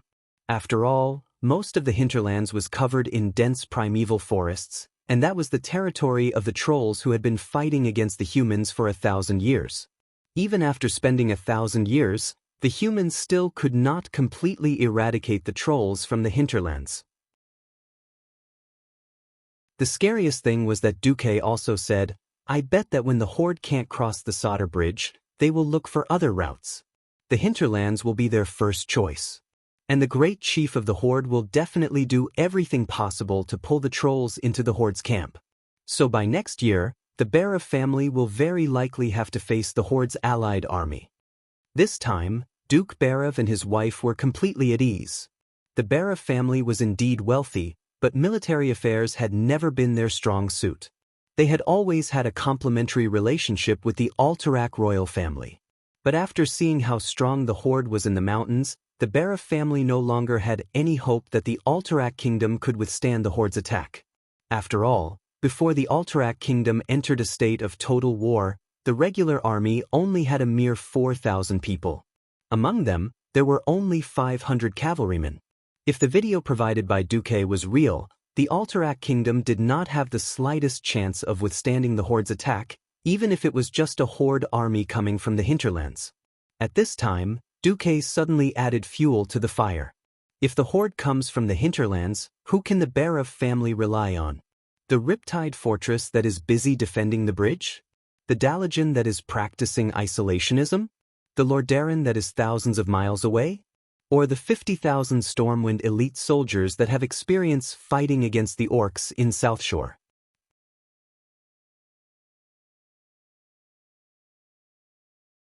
Chapter 206. If it were not for Duque's video and the orcs' bloody battles, Duke Barov would have scoffed at Duque's 50,000 elite soldiers. In this era, the so-called rumors always had too much of an exaggeration. 100,000 soldiers? It would be good enough if there were 30,000 soldiers. Of course, the nobles and generals of this era were also used to counting peasant soldiers who had little fighting power and would go to the battlefield with pitchforks. They even counted auxiliary soldiers who helped transport food. After feeling the threat of the orcs so clearly, Duke Barov's view of Duque and the Stormwind behind Duque changed greatly. Encountering such a terrifying and organized barbarian race who could protect so many citizens and elite soldiers, Duke Barov felt that it was a miracle. Duque saw that Duke Barov was tempted. A very sincere smile appeared on Duque's face. Of course, this is only a possible future. There is no absolute certainty that the horde will come from the hinterlands. But, Duke, don't you think that selling food in exchange for my personal friendship with Stormwind, His Majesty Rin, and me is a very good deal? At this time, Duque raised 3 fingers. On behalf of Stormwind, I propose to purchase 5,000 tons of wheat at a premium of 30% over the current market price, and it will be paid in Arather gold coins. At the same time, as a symbol of personal friendship, I can unconditionally transfer the exclusive rights of the New Pearl line in the Hilbrad Hills and Arather Highlands to you. Duke Barov's expression was one of shock. Duque was too smart. 5,000 tons was exactly the total amount of the Barov family's old wheat. Duke Barov wouldn't believe it even if he was beaten to death to say that Duke didn't secretly gather intelligence. In this era, storage technology was also quite bad. Even if the grain was stored in a cool, dry cave, it would rot in at most 3 years. Of course, Duke Barov knew that as refugees, it was good enough to fill their stomachs. But 5,000 tons of old grain in exchange for a large amount of money and Stormwind's friendship was not a bad deal. Prince Barov could not think of any reason why he should refuse, either from a commercial point of view, or as an insurance for the future. Duque stood up and stretched out his right hand. Dear Duke, for the future of the Stormwind people, and for the future of all humans in Azeroth, please agree to help. As a best actor, as a leader who was likely to control the future of humanity, Duke's smile was very sincere, at least on the surface. Duke Barav and his wife looked at each other and sighed deeply. They stood up together and extended their hands to Duke. Even though I still have many doubts about the strength of the Horde and the direction of their attack, even though I am not a prophet who can see the future, I choose to believe in you, the person who created such an atmosphere in order to successfully negotiate. I believe in you, the person who has such spirit. I agree to this. As the dust settled, Makarov's heart, which had been hanging in the air, finally settled down. Makarov did not participate in the final defense of Stormwind City. He had been sent to take care of the refugee camp in South Shore. If Edwin Van Cleef was only in charge of the construction department, then before Duke's arrival, he was the real person in charge. Duke had done a lot of preparatory work for the refugee camp in South Shore, from the delineation of residential and functional areas, to water, sanitation, and security. Duke had drawn no less than 50 blueprints for this. But the most important thing, food, had not been settled. As the number of refugees increased day by day, the food hoarded in South Shore decreased at a visible rate. Even if each refugee could only get 2 pitifully small pieces of black bread a day, it still could not reduce the rate of food consumption. After all, the number of refugees had increased by nearly 10,000 every day. Now, Duke had negotiated the food deal. At long last, the urgent matter had been resolved. Patriarch Barav smiled and clasped Duke's hand tightly. Duke Marcus, I still have to discuss this matter with His Majesty. If there are no surprises, it won't be a problem. Eden will listen to my opinion most of the time. Actually, what I want the most is your personal friendship. Alex Barav was indeed a shrewd old man, and Duke could tell the meaning behind his words. Only a small number of people could call the king by his name. Just like now, only Anduin and the Queen of Lang would call the King of Lang as Lang. The fact that Duke Barav could call King Alterac by his name was a subtle reminder of the special relationship between him and the king. As someone who knew the direction of history, Duke naturally wouldn't say it out loud. He said to Duke Barav with incomparable familiarity, I think so too. How about Uncle Alex, just call me Duke from now on. I'll feel much more comfortable that way. Duke, Uncle is very happy to meet you. After saying that, the two foxes had already left the negotiation table and were passionately hugging each other's shoulders. While Duke's negotiation had made decisive progress, Lang's negotiation had reached a stalemate. No, it should be said that there was no progress at all. In the guest house of Rotterdam, Lothar kept pacing around and finally punched the solid wall. Bastard! How many days has it been? Menethil too actually refused to meet us? Lothar's anger was justified. He and Lang had been in Rotterdam for 3 days. After the division of the Arathar Empire, Tarina's Menethil II, the king of Lordaeron, the strongest of the 7 human kingdoms, refused to meet King Leon, using his illness as an excuse. Calm down, Anduin. A meeting between kings is not as simple as you think. Lang sat upright on the chair and casually took a sip of black tea. But the tribe is getting stronger every day. The Griffin Knights and spies I left on the other side of the sea have discovered that the Dark Portal has been reopened. Large numbers of orcs continue to pour into this world, but the king of Rotterdam refuses to meet us. And that stupid duke, he looks at us like we're beggars. Lothar couldn't control his temper. King Lang put down his exquisite teacup. A king who has lost his kingdom is indeed no different from a beggar. Anduin, we need to be patient. Patience? Our enemies are increasing their troops crazily, and our people are starving in South Shore. To hell with patience. At this moment, the only remaining Morningstar court mage who had been guarding Lang suddenly opened his old and muddy eyes. Your Majesty, the latest news is that Duke Marcus and Duke Barav's negotiations have been successful. He has already reached an agreement with the Barav family and purchased 5,000 tons of wheat at a premium of 30% over the market price.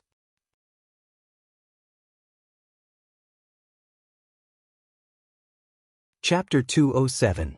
A 30% premium? That bastard from the Bear of family. I'm going to kill him. Lothar's anger was almost bursting through the sky. Calm down. Anduin. Calm down. The people in South Shore are the citizens of Stormwind, not Alterac citizens. No kingdom, including Rotterdam, can provide for hundreds of thousands of refugees without compensation. After Lang poured cold water on Lothar's head, Lothar finally calmed down. How's South Shore now?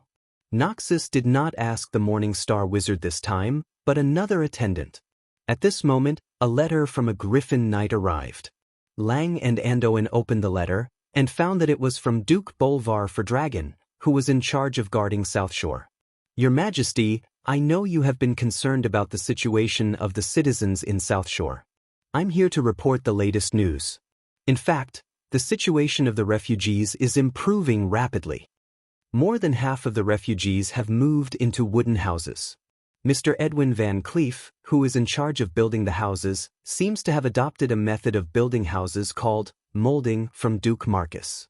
Although the houses look the same, it can prevent our people from being exposed to the sun and rain in a short period of time. The new temporary palace has been built. It's on top of a hill at the edge of South Shore, and you can overlook the sea. His Highness William is very fond of the new 2-story stone palace. The merfolk under Sir Marcus have started to chase a large number of fish to the coast. I saw with my own eyes that as long as they cast a net on the shore, they will definitely be able to catch fish. I have to say, this is a miracle. It would be even better if we could get food from the Bear of family. That's because the food collected from the Western Wilderness and Rotterdam can only last for 2 weeks at most. Although I don't want to admit it, I have no place to interfere in the civil affairs. Sir Marcus's arrangements are perfect, and my interference will only make things worse. The only problem now is that the people are pessimistic about the future of the country. Sir Benedict has tried his best to appease the people, but unfortunately, the effect is not great. The worst thing is that we lack food, necessary equipment, and a clear military goal. The morale of the army is at its lowest. After reading Balwald's letter, Lang heaved a long sigh of relief. Bolvar and Benedict did their best, and I can't blame them for anything. Lang put down the letter. Indeed, Benedict is a good man, but not a capable one, Noxus said. In fact, Archbishop Benedict of Stormwind City was also a good friend of his. They had known each other for more than 20 years. On the contrary, our little Duque can always surprise us. I almost forgot that he's actually a mage and not my assistant minister. Lang showed a rare smile. I think we should give little Duque more power and more responsibility. Don't be fooled by his appearance. He is indeed a genius, but he is actually only 15 years old. Lothar showed Lang the white hair on his temples. That was proof that she had been harmed by Sardraz's last curse. I know, but we don't have anyone we can use, do we? Even if it's you, I think you should find an assistant. All right, I will think about it. Lang thought for a moment, and wrote a letter asking Bolvar to give more autonomy to Duque. 5 days later, South Shore. Duque rushed back, travel-worn. He made a trip to Alterac on his way back, which could be considered a visit to the king. But as Duque expected, he did not see King Eden Pirinold. First, the king was unhappy that Duque had taken a detour to the Bear of family instead of coming to Alterac, which was closer. Secondly, Eden had received a secret report from Tyrrhenus, the king of Lordaeron. It seemed that the king of the strongest of the 6 kingdoms had the intention to convene a major meeting involving all the human kingdoms, dwarves, and elves for the one that had just been removed. King Eden was distraught, and naturally had no time to entertain Duque, who was obviously promoted to the front lines as an emissary. An edict allowing Stormwind to build a refugee camp in South Shore, and a meal of food from the Alterac royal family. It was like sending off a beggar to Duque. Makarov was naturally indignant, but Duque just laughed it off. Since he knew the direction of history, he knew very well what kind of person the king of Alterac was. Duque did not care about anything else. He got the edict, ignored the food carts, and went straight back to South Shore. From the north to the south, he came out of the Altrank Mountains, entered the Hillsbrad Hills, past Terran Mill, and was about to reach South Shore. Makarov was stupefied by the rows of neatly arranged wooden houses that looked like a lattice on the side of the road. Those who did not know the situation would think that a huge new city had been built here, and not a refugee camp that could accommodate nearly 500,000 people. When they saw Duke's family flag that was filled with death and terror, the children playing around the house, the women knitting or cooking, and the men building the house, everyone in the campsite and the surrounding forest raised their heads. It's Sir Marcus's flag. Is it that Sir Marcus? Quick, bow your heads and salute. He is our great benefactor, Duke Marcus. The children and men saluted, and the peasant women saluted in an unfamiliar ladylike manner. There was no organization, no coercion, and they all saluted Duque spontaneously. Not only the people, but also the city guards, sheriffs, and passing legions, all knelt on one knee and placed their left hands on their chest, showing their heartfelt respect to the owner of the flag. To the people, counterattacking Stormwind City was something that was too far away. Perhaps the people were ignorant, and they did not know too many twists and turns. Their focus was only on the simplest and most simple things such as clothing, food, housing, and transportation. Saving them from the brutal beastmen could naturally gain their gratitude for a while. But for the people to truly recognize him, it would take long-term efforts to at least meet their basic needs. Duque did it. He not only used his fleet to save hundreds of thousands of Stormwind citizens, but he also built South Shore into a holy place where there was no hunger or cold, and there was not too much suffering. On the way here, not a single refugee had died on the way, and not a single citizen had shown a look of despair. Duke used his miraculous methods to stop the collapse of the building. In the eyes of the people, compared to King Rin, who lost his country, and Lothar, who was constantly defeated, Duque was the real hero. Salute our hero, Sir Duke Marcus. An unknown officer shouted. A second later, it was a tsunami of 100,000 soldiers and civilians shouting in unison. Long live Sir Duke Marcus.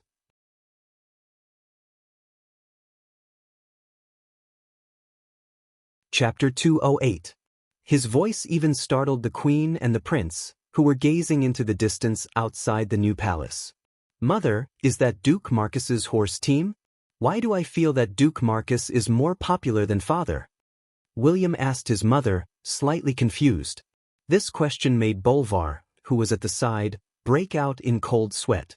The Queen smiled apologetically at Bolvar, and then educated the little prince. William, you must remember, only those who give their people a good life are true heroes. Since ancient times, why are so many heroes who have defeated evil beings praised and remembered by people? The key is that they fight for the people. Fight for the people? Yes. They protect their people and let them live a happy life, so they are heroes. Not only did Duke Marcus defeat the demon king Sargeras, but he also defeated the attacks of the orcs many times. He used his fleet to save hundreds of thousands of people, and let them all live a life of food and clothing. So Duke Marcus is now a hero in the hearts of the people. The Queen patiently guided the little prince. Why do I hear the servants talking bad about father? They say that he is a king who lost his country or something, and not a hero. The Queen didn't mind. Instead, she continued to guide William. That's because the people blame your father for the fall of Stormwind City. Don't take it to heart, William. One day, your father will take back Stormwind City and become the great hero in your heart again. Also, as a king, you should never be jealous of the achievements of your subordinates. Just like how your uncle Anduin is more famous than your father, there is no point in comparing. The glory of a hero can never overshadow the glory of a king. Do you understand? Yes. At this time, Duque's horse team had already arrived outside the new Stormwind Palace. The Queen brought the prince to meet Duque. Duque didn't expect the Queen to say, "Thank you, Duque. You are so outstanding. It's a pity that William doesn't have an elder sister. Otherwise, I would definitely let you marry into the royal family." This sentence almost choked Duque to death. Although the royal family would occasionally use marriages to win over their important ministers, Duque never thought that this would happen to him. Fortunately, Varian had no sisters. I'm actually still young. Don't look at me like this, I'm only 15 years old. Duque stammered. Duque also felt that it was a blessing in disguise. Originally, Sarger's curse had turned the young Khadgar into a small old man in history. However, with the help of the soul of Mediva's father and Lothar, and the fact that Mediva's counterattack came faster, he only aged a few years. Not only did he look more mature, but he also found that he had grown a lot taller after staying in Karazhan for a while.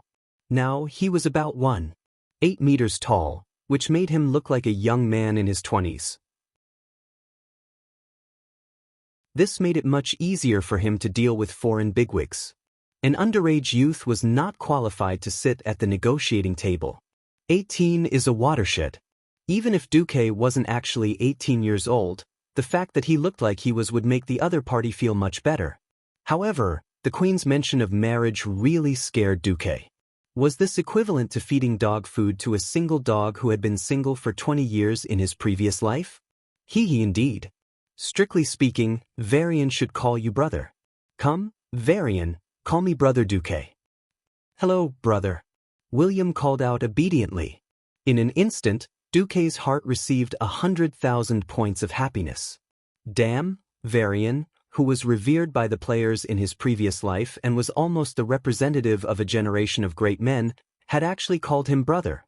Although William was just a Shota now, King Hua was still King Hua. Duque was touched to death. Seeing Duque's strange emotion, the Queen and Duke Bolvar looked at each other and smiled. Duque, you've just become a noble, so it's no wonder. Most nobles will have their parents or relatives arrange marriage partners before they reach adulthood. It's a pity that the large families in Stormwind suffered heavy losses. Otherwise, I would have found a way to find you a beautiful noble lady to be your wife. Speaking of the word, beautiful, for some reason, Duque thought of Aurelia, that meaty demon king. Alright, at this moment, Duque was evil. Logically speaking, as a duke, shouldn't he have some maids and a harem that he could have as he pleased? Why am I still busy like a dog all day, running around everywhere? Sigh, thinking too much makes me cry. I'm really not in a hurry. There are too many things to do now. His Majesty has just given me instructions to complete an important mission. I have to complete this mission first. Duque spouted some nonsense and ran away. Damn, an arranged marriage. Why does it fall on my head? He thought. What if I'm given a crooked date? What if Aurelia wants to marry me? Duque thought as he ran away. The Queen was amused. It's only at times like this that people realize that Duque is still a youth. Bolvar nodded with a smile. Yes, once things settle down, Duke Duque's marriage will have to be on our agenda. It's the King's job to work hard for the revival of Stormwind at the negotiation table. It is my duty as the Queen to gain more support for His Majesty through marriage. William is still too young and Duque's age is just right. Bolvar had obviously done his homework. I've thought about this as well. Although it's a little unfair to Duke Duque, I did gather some information. Tell me about it? The Queen's eyes twinkled, a mischievous smile on her face. Bolvar gave the first candidate, Duke Barev's daughter, Ilusia Barev, is more suitable in terms of age and status.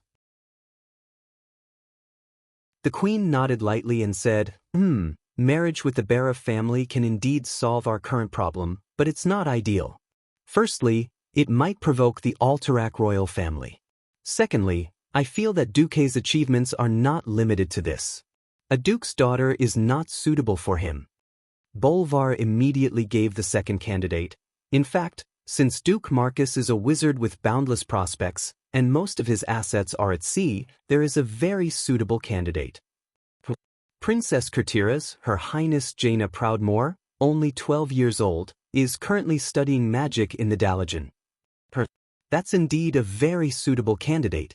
If we want to counterattack Stormwind City in the future, we can't do without Kurtira's help. However, she seems to be close to Prince Arthas of Lordaeron and Prince Kuel Salis Kale, that Sunstrider. The Queen frowned. I see. That depends on the situation. Do you have any other recommendations? Bolvar shrugged.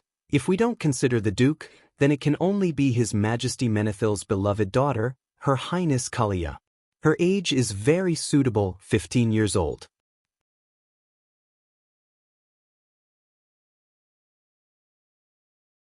Chapter 209. Duque did not know that he had been sold by the Queen and Bolvar, who appeared to be loyal but was actually a scoundrel. If he succeeded, then he would have been sold and still counted the money for them. After returning to South Shore, Duque was really busy. He only had a few words with the mayor of South Shore, the future legendary Henny Marab, and he was immediately overwhelmed by a lot of things. In the temporary official residence, which was a wooden house with a living room, a dining room, and 2 bedrooms, Duque had to face a mountain of official documents and messy requests. Obviously, Bolvar had not played the game, SimCity, and did not understand city planning. His fief had been passed down from his ancestors since ancient times. Bolvar was a pure warrior, and he was not good at internal affairs. Therefore, the internal affairs eventually fell to Duque. Because he knew that Duque had strict requirements for city planning, he still had to get Duque's consent to the general direction. With a wave of his hand, Duque first took the special permission from Barov to suppress Mayor Marab. Your lord, Duke Barov, allows us to set up refugee camps and related facilities anywhere in the Hillsbrad Hills. Then, Duque found the civil officials of Stormwind City, and with a wave of a pen, drew a circle on both sides of the road from South Shore to the Hillsbrad farm, which was more than 100 kilometers long. Well, it was all reclaimed as farmland, and he directly made it his home. Then, Duque asked Windsor to gather people to clean up the Yetis in the mine north of the road. This huge humanoid creature with a height of more than 3 meters was a great threat to the refugees in Stormwind. Well, there was also a mine called the Jasper Mine nearby, which was kindly accepted by Duque. Finally, Duque waited for 2 unexpected people, his followers Edwin Van Cleef and Grian Stallman. Your Excellency Duke Marcus, Grian Stallman, the sheriff of the Western Wilderness, pays his respects. Looking at the middle-aged man with gray hair in front of him, Duke unknowingly froze. Duque had been keeping an eye on Grian Stallman. It was very simple because according to history, this guy would become a marshal. He was one of the few grassroots heroes who managed to climb to the top in the disastrous Stormwind. Unlike Windsor, who died in the game's history, Grian was a late bloomer. Until Duque traveled to this world, Grian was still doing well as a marshal. Grian was born in the Wild West. In the history, he followed Lothar to South Shore when Stormwind City fell, and then joined the Knights of the First Holy Knight Uther. At that time, he was mainly active in the holy city of Stratholme. After that, Lordaeron was in chaos, and news of the Defias Brotherhood's rebellion came from the West Wilderness. He returned to the Western Wilderness alone to help his fellow villagers. Because Stormwind City didn't send any reinforcements to the Westmoreland, Old Man Grian was furious. So, he put on his battle robe again and called upon the people of the Westmoreland to form the Westmoreland People's Army to fight against the Defias Brotherhood. After the fall of the Brotherhood, Varian returned. Then came the Northern Expedition. Stallman's People's Army also participated in the Northern Expedition and received a regular army, renamed the Moon Creek Brigade. Grian himself also returned to the military system, and his title rose. After the Northern Expedition, the old man returned to his hometown with the Westmoreland People's Army. But not long after, the Great Cataclysm happened again, and the remnants of the Brotherhood rose again. Just like that, Grian Stallman managed to climb to the position of marshal after repeated struggles. Anyway, Duque knew that Grian was a super powerful person. Now, the marshal of the future generation said the second sentence. Duke, I've talked to your follower, Mr. Van Cleef. I think we can open up a battlefield in the Westmoreland, break the Orcs' control over the Westmoreland. In the future, we can prepare for His Majesty Rin's counterattack against Stormwind City. Duque spat out water. He really spat it out. He spat out the water he just drank in front of Van Cleef and Stallman. Even though he turned his head, he still spat it out. What the hell was this? This pair of gay friends who loved and killed each other in history actually told him that they wanted to join forces to open up a battlefield behind enemy lines in the Western Wilderness? Van Cleef, did you know that Stallman was the one who issued the mission to behead you in history, Duque could not stop cursing in his heart, but after thinking about it, he immediately understood Stallman's reason. Duque pretended to take out a handkerchief and wiped the corner of his mouth. My apologies, I'm being rude. I didn't mean to mock you, I just happened to think of something. Van Cleve and Stallman both lowered their heads and counted the non-existent ants on the floor, pretending that they did not see the scene of Duque spitting out water. Duque was now a big shot who had to deal with thousands of affairs every day. The fact that he took the time to meet them was completely due to Van Cleve. Stallman, who was now just a small local sheriff, of course did not dare to say anything. He could only keep his doubts to himself. Duke crossed his fingers and placed them under the tip of his nose, covering half of his face.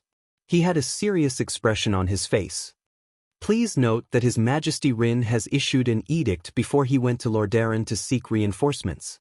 In order to deal with the possible further invasion of the orcs, all Stormwind troops are now being reorganized, and they are forbidden from leaving the Hillsbrad Hills. Alright, I want to hear your reasons. The real reasons. The two fellows looked at each other, and Grian Stallman spoke first. Honorable Duke, I was born and raised in the Westmoreland. I know everything about the Westmoreland. His Majesty has indeed issued an imperial order for the people of the Westmoreland to seek refuge. You have also sent ships to pick up the people of the Westmoreland. But in reality, there are at least 10,000 people who are unwilling to leave their land. They are hiding in various mines, temporarily living on stored food. They need the kingdom's support. The kingdom's future counterattack against Stormwind City will also require their support. Just like when Stormwind City was besieged, it was the food from the Westmoreland that supported Stormwind City. After Grian finished, Duque looked at Van Cleve. What about you? Master. Van Cleve seemed to find it difficult to speak, but he still said it. When I left Stormwind City, I always wanted to do more for you, Master. Not long after I arrived here, I passed the profession test for thief. The instructor said that I am a genius thief that appears once in 50 years. So I thought that if I lead a team of thieves, it might be more helpful to you, Master. Duque sighed in his heart. Talent was indeed talent. Van Cleve was made to be a thief. But history had completely changed. The Defias Brotherhood that everyone hated in history was destined to never appear again. So it was not surprising that Stallman would follow Van Cleve and seek refuge with him. Everyone knew that he, Duque, could recruit 10,000 private soldiers. As long as he agreed, he could completely bypass the king's ban. Duque thought for a moment. All right.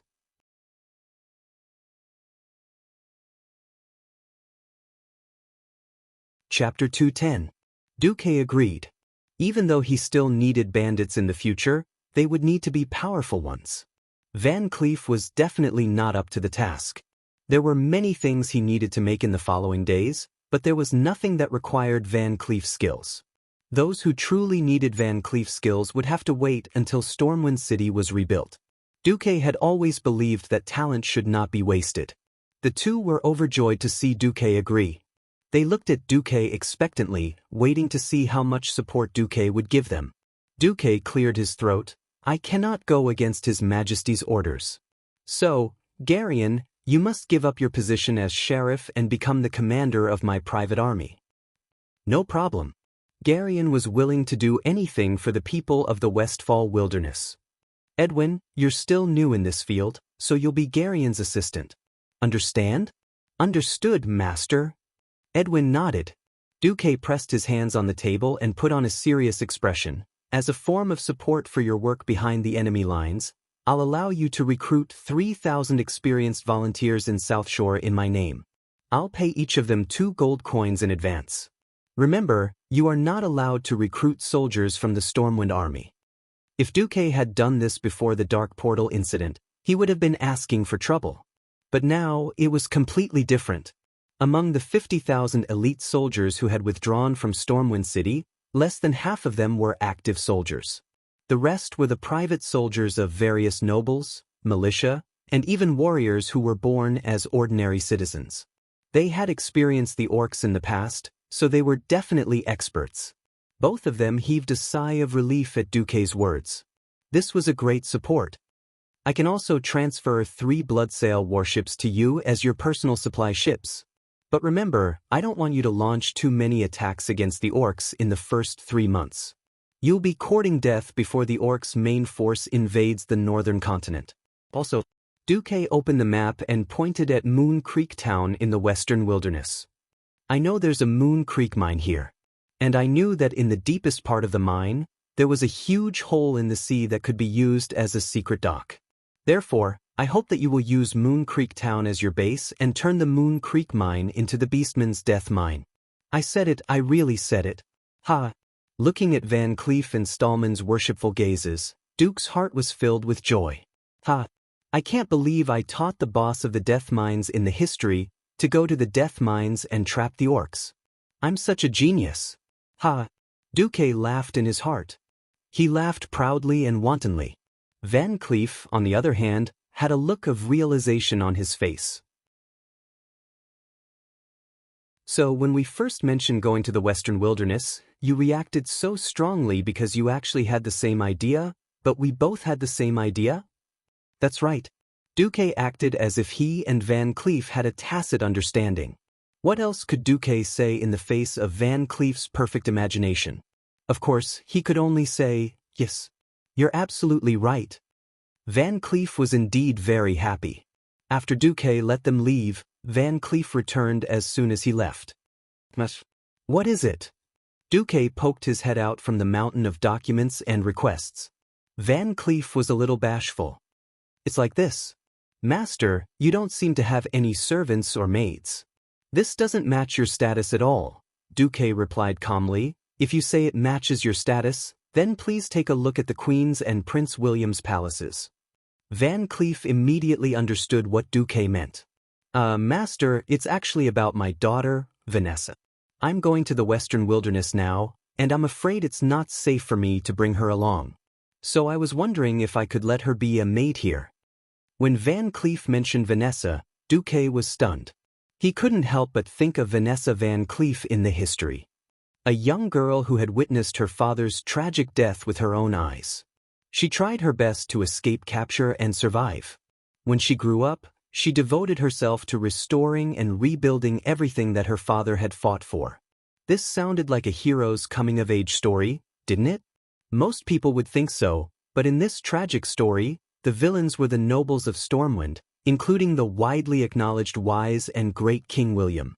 The cause was also the conspiracy of the Princess of the Black Dragons, Xianxia.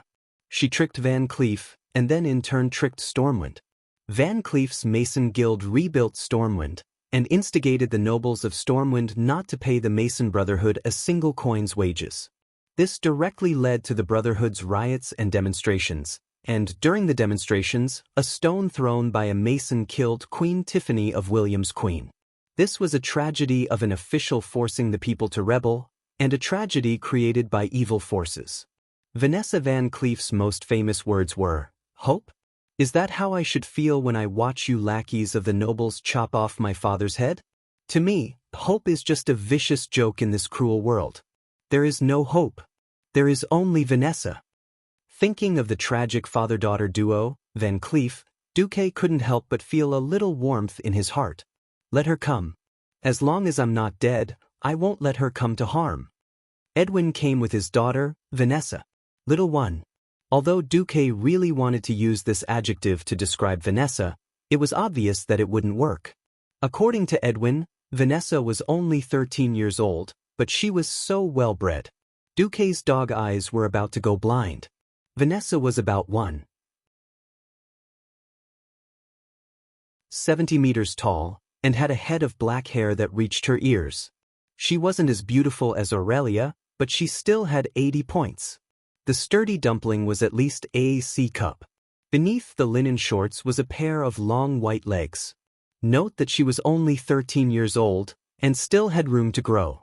According to the trend of history, she definitely wouldn't be disabled. Duque coughed.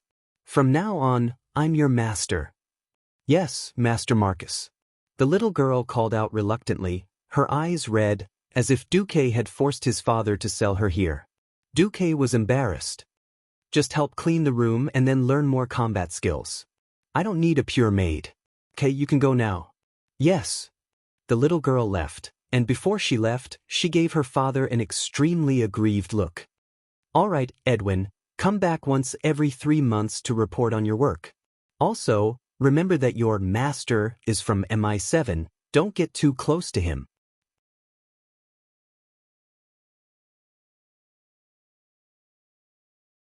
Chapter 211. Duque still had a lot of things to do. The scouts sent back news. The Horde Chief's flag had been replaced with a black hammer, and the dark portal had been opened again. This meant that Orgrim was still the Horde Chief, just like in history.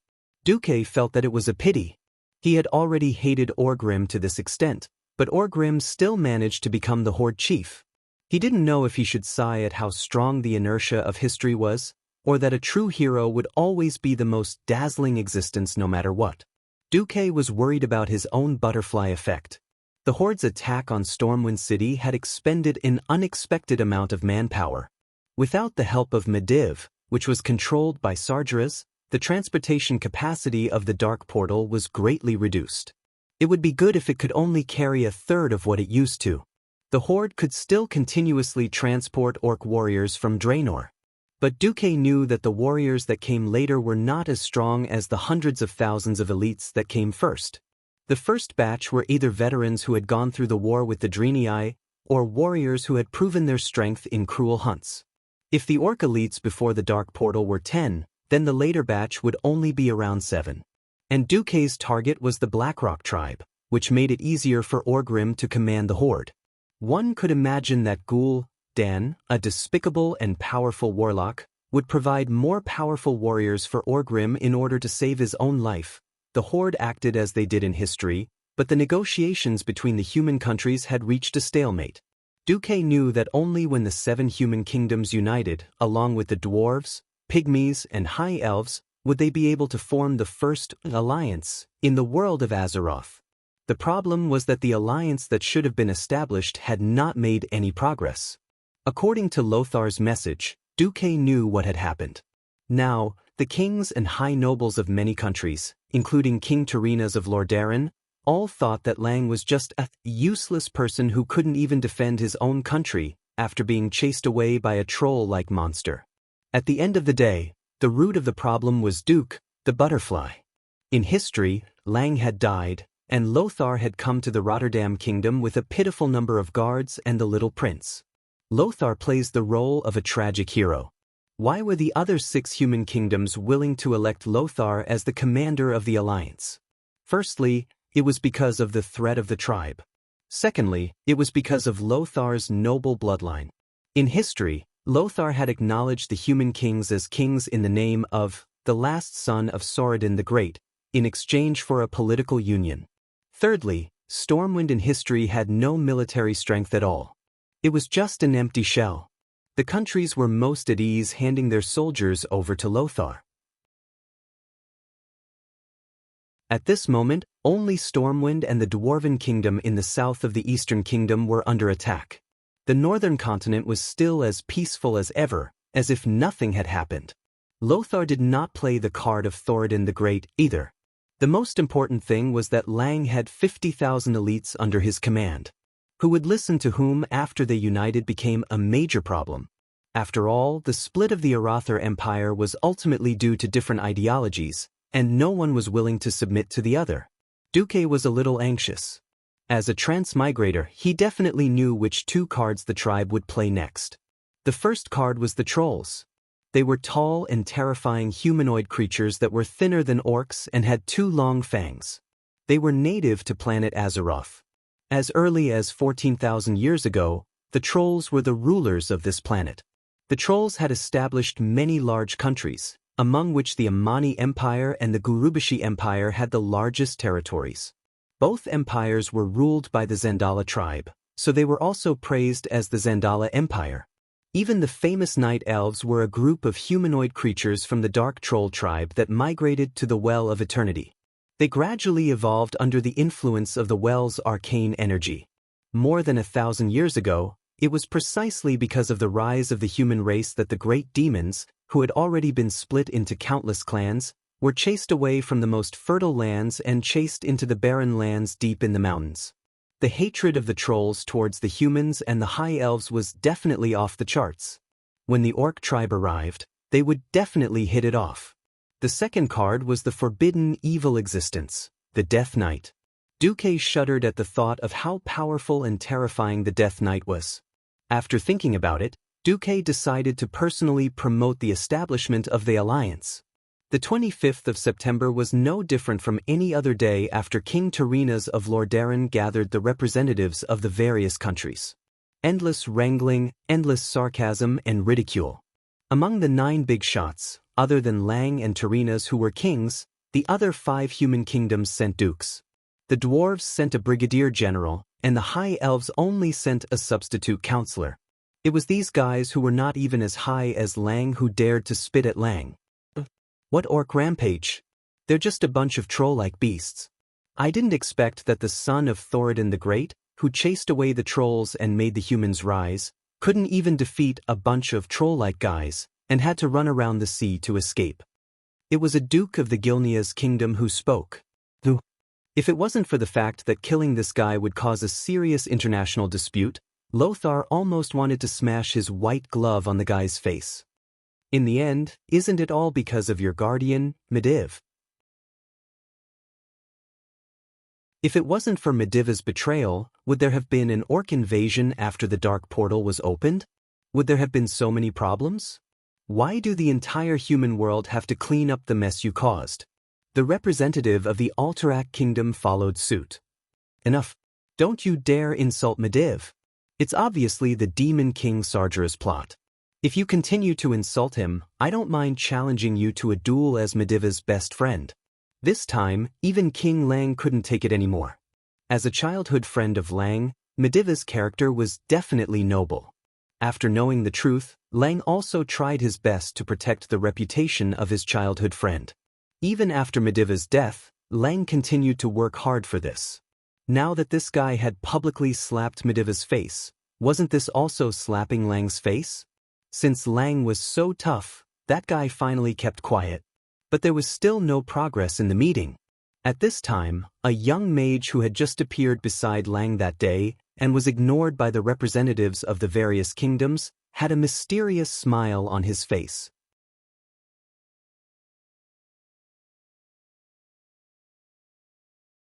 Chapter 212.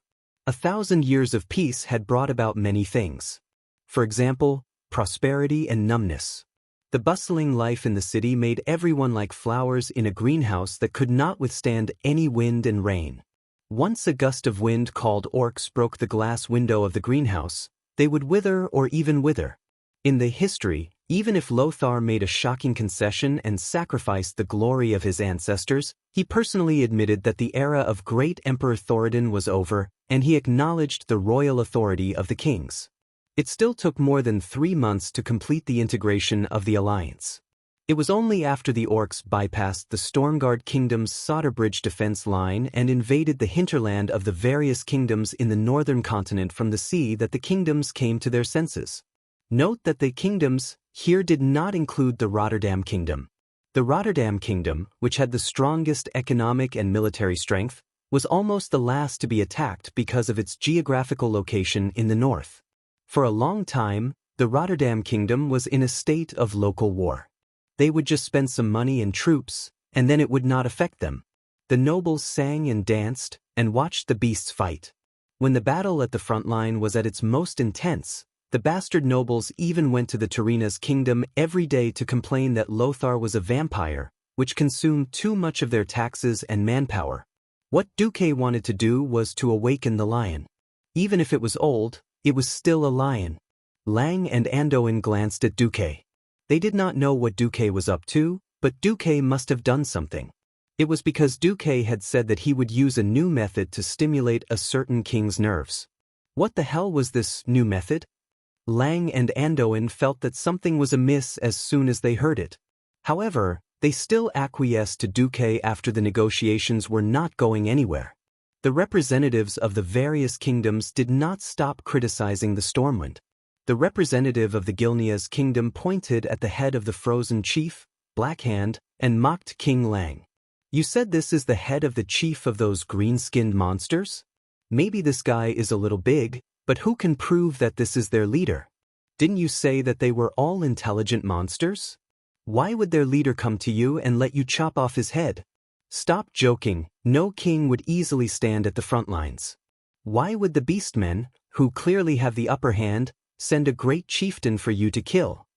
You! Noxus was enraged. He had risked his life to kill Black Hand. Now it was actually reduced to worthless? Duke, however, stopped Lothar and turned to the representative of Gilnis with a smile. How about this? The army of our Stormwind Kingdom will go to the battlefield at the same time as your army. You can take this big head and shake it in front of the tribe. Let's see who the green-skinned creatures will chase. The Gilnis representative suddenly stood up, wanting to ridicule Duque, but at this time, something happened. Just yesterday, before Duque and his entourage arrived at Lordaeron City, an unfamiliar slave trader presented a batch of special gifts to Menethil II and requested an audience with the king. Everyone knew that the king of Lordaeron would not simply meet with a slave trader who came out of nowhere. If it wasn't for the fact that the slave trader's gifts were good enough, even a person of status would not have appeared. In the end, it was a Viscount of Lordaeron who received the slave trader. The merchant repeatedly told the Viscount who met him that this batch of goods needed to be injected with a tranquilizer made from the peace bloom as the main medicine every 12 hours. Otherwise, the existing restraints and cages would not be able to hold them. The slave trader even sent a formal notice in the form of a document through formal diplomatic channels. This slave trader was obviously someone's subordinate. However, as someone expected, the slave trader's reasonable request was ignored, and all of the slave trader's warnings were ignored. This was the arrogance of Lordaeron, the most powerful of the 7 kingdoms. Arrogance was also a common problem among the nobles of Lordaeron. More than 1,000 years ago, it was the ancestors of these arrogant nobles who transferred their property to the more prosperous Lordaeron region, leaving the descendants of Thoradin the Great to die in the ruined Rapidstream Castle. No one would have thought that more than 1,000 years later, they would also pay a terrible price for their arrogance. After this point in time, the Lordaeron kingdom would perish because of the arrogance and stubbornness of King Tyrrhenus. Duque had no intention of stopping this, but the Lordaeron kingdom was still extremely powerful at this point in time, and Duque did not mind using the arrogance of the people of Lordaeron to make them suffer a little. Dang dang dang. The alarm that symbolized the invasion of foreign enemies had not sounded for 1,000 years in this pure white city that was also regarded as a holy city by countless people. When the loud and shrill alarm rang, no one in the entire Lordaeron kingdom reacted. Almost everyone was stunned for more than 3 seconds. Only the most dutiful guards realized after a few seconds that it was King alarm. All of a sudden, the entire Lordaeron was in an uproar. The representative of Gilnis, who was about to scold them, was stunned. As the leader of this place, Menethil II, who thought that he was the noblest among the 7 kings, could not help but be furious. His white beard flared up, and he stared at his servant with his old eyes. Quickly go and find out what happened. Why did you sound the alarm? The trouble was at the arena. In this era of lack of entertainment, bloody and exciting gladiatorial competitions were the most attractive entertainment, second to none. There were countless gladiatorial arenas of all sizes in the entire northern continent. Just like Thrall, who was the son of the chief of the Frostwolf clan, Durotan, Thrall was picked up by a human after Durotan was assassinated by the assassins of the Shadow Council. After that, Thrall was raised as a slave gladiator for a long time. On the surface, the entire Lordaeron kingdom did not care about the invasion of the orcs. In fact, the slave gladiators of the orcs were definitely in high demand and were the most popular goods in the Lordaeron kingdom. A healthy orc slave warrior could be sold for more than 10,000 gold coins recently. Be it the nobles of the Lordaeron kingdom or the black-hearted owners of the gladiatorial arenas, none of them could resist this temptation. There were 100 orcs, and they were all elites of the Blackstone clan. There were even a few personal guards of Blackhand. In order to collect these orcs, someone had put in a lot of effort. After the effects of the mind-calming potion on the orcs wore off, they heard a voice. It was in the orc language. This voice told them that the head of their chief was in the highest castle, and it was being wantonly humiliated and displayed by the humans. Revenge! Revenge! Revenge! Driven by their frenzied thoughts, the orcs easily broke free from the iron shackles that were as thick as a human baby's arm, broke the iron bars of the cage, and charged out.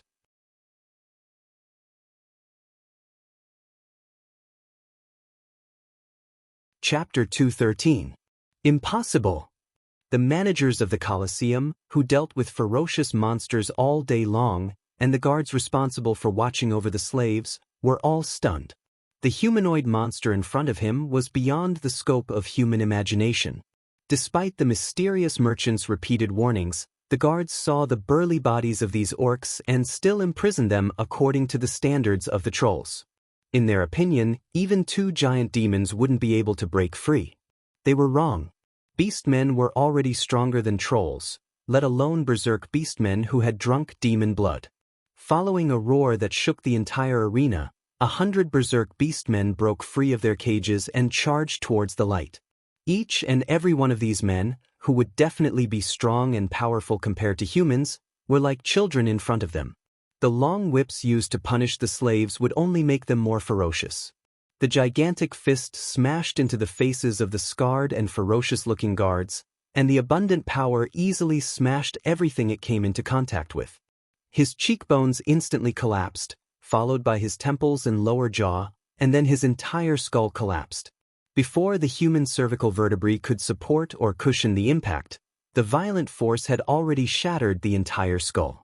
Yellow, white, red, all sorts of colors dyed the walls of the Colosseum, which must have been dyed black with the blood of countless slaves, into the colors of the abusers. More guards heard the news and rushed over. They brought the best equipment they could. However, it was useless. These berserk orcs could set off a bloody storm with just a punch or a swing of their arms. By the time the orcs came back to their senses, there was no one alive in the basement except for the orcs. The inexplicable voice seemed to be guiding them, and they seemed to feel the unyielding anger of the great chief, Black Hand, roaring. Locknarash! The leader of the Black Hand guards shouted, ordering the orcs to arm themselves. They quickly gathered all the heavy weapons they could find, smashed open the door of the arena, and saw light. Loktaroger. He would rather die than win. In this unknown country filled with humans, in this place where enemies were everywhere, the glory of the tribe and the violent demon blood in their bodies drove them to charge towards the tallest and most magnificent building. The city guards were alerted. They rushed over upon hearing the news and saw a group of peerless monsters with green skin. Don't be afraid. These were orcs. Get into formation and surround him. Before the squad leader could finish shouting, a huge iron pillar that was thicker than a man's thigh had already swept towards them. The leader of the black-handed bodyguards used his unparalleled strength to teach these human warriors who had never fought against the orcs a good lesson. This lesson was called strength. The round shields that were neatly lined up in a row did not seem like shields at all. They were easily swept away by the heavy iron pillar in one breath. The sound of the iron shields exploding was mixed with the screams and wails of the city guards, deeply stimulating the nerves of every city guard behind them. Fear gripped their hearts easily. For a moment, even their hearts forgot to beat. Every dilated pupil reflected the horrifying figure that was 3 meters tall. It did not look like a living creature at all, but more like an ancient demon god. The first row of city guards whose arms were smashed into pieces let out a shrill scream. The second row of city guards was almost stunned. They paid with their lives for the momentary lapse in concentration on the battlefield. The muscles of the orc bodyguards swelled to the point that they were about to explode. With the strength of a giant, the long iron pillar that was swung out with all its might stopped abruptly within half a meter. Then, it turned around and swept again. Those who fell to the ground avoided the disaster. The second row of city guards who were stunned on the spot had their bodies sliced in half at the waist. The scene was so bloody that it easily destroyed their rationality. I don't want to die. These city guards who could only bully gangsters and thieves on normal days suddenly lost their will to fight. They collapsed and abandoned their swords and shields, trying to escape from this terrifying shuraba in a fluster.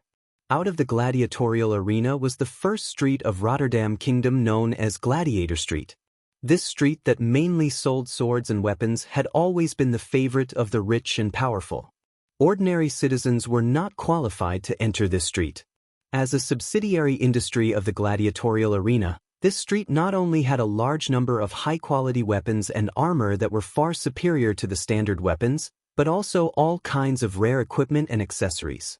A gladiator with a broken sword and a useless shield would not receive much cheers no matter how good his skills were. The rich and powerful who had gladiators would invest in their favorite gladiators with gorgeous armor and accessories. After all, this was where their pride was.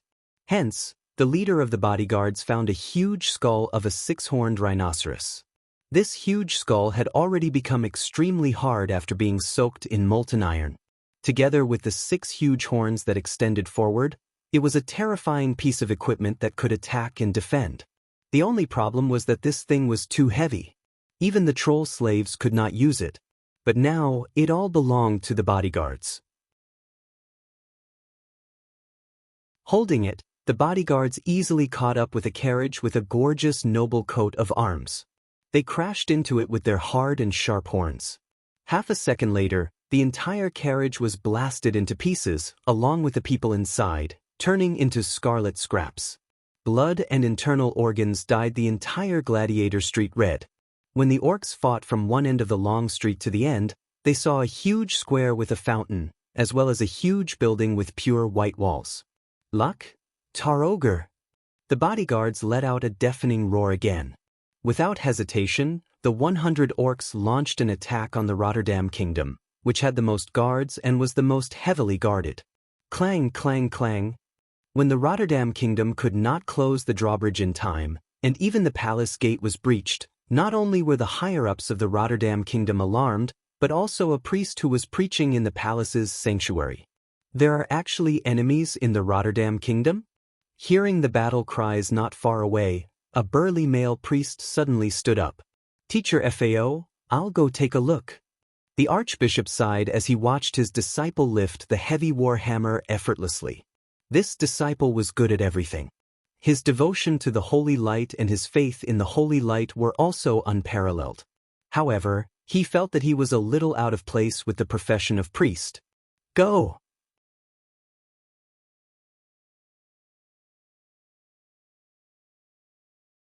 Chapter 214. The shrill alarm was hurried and ear-piercing. As the king of the Rotterdam Kingdom, Menethil too could no longer sit still. He abruptly stood up, and the torch-shaped crown that was like a claw exuded a scorching majesty. King Rin, as well as all the guests, please calm down. As the king of the Rotterdam Kingdom, I have the confidence and ability to protect your safety. Please wait here for a moment. After saying that, Menethil too waved his hand without caring about the reactions of the others, and a large number of royal guards immediately rushed into the large conference hall to guard the main paths. There were also mages who came in to set up defensive arrays. The commotion was so exaggerated that one could imagine how humiliated the Rotterdam Kingdom would be after this incident. The representatives of the various countries were either agitated or grumbling in their hearts. Their reactions were also rather interesting. Of course, the funniest ones were Lang and Lothar. The two of them couldn't help but look at Duque as if to say, I knew it had something to do with you, kid. Duque shrugged and waved his hand, as if he was innocent.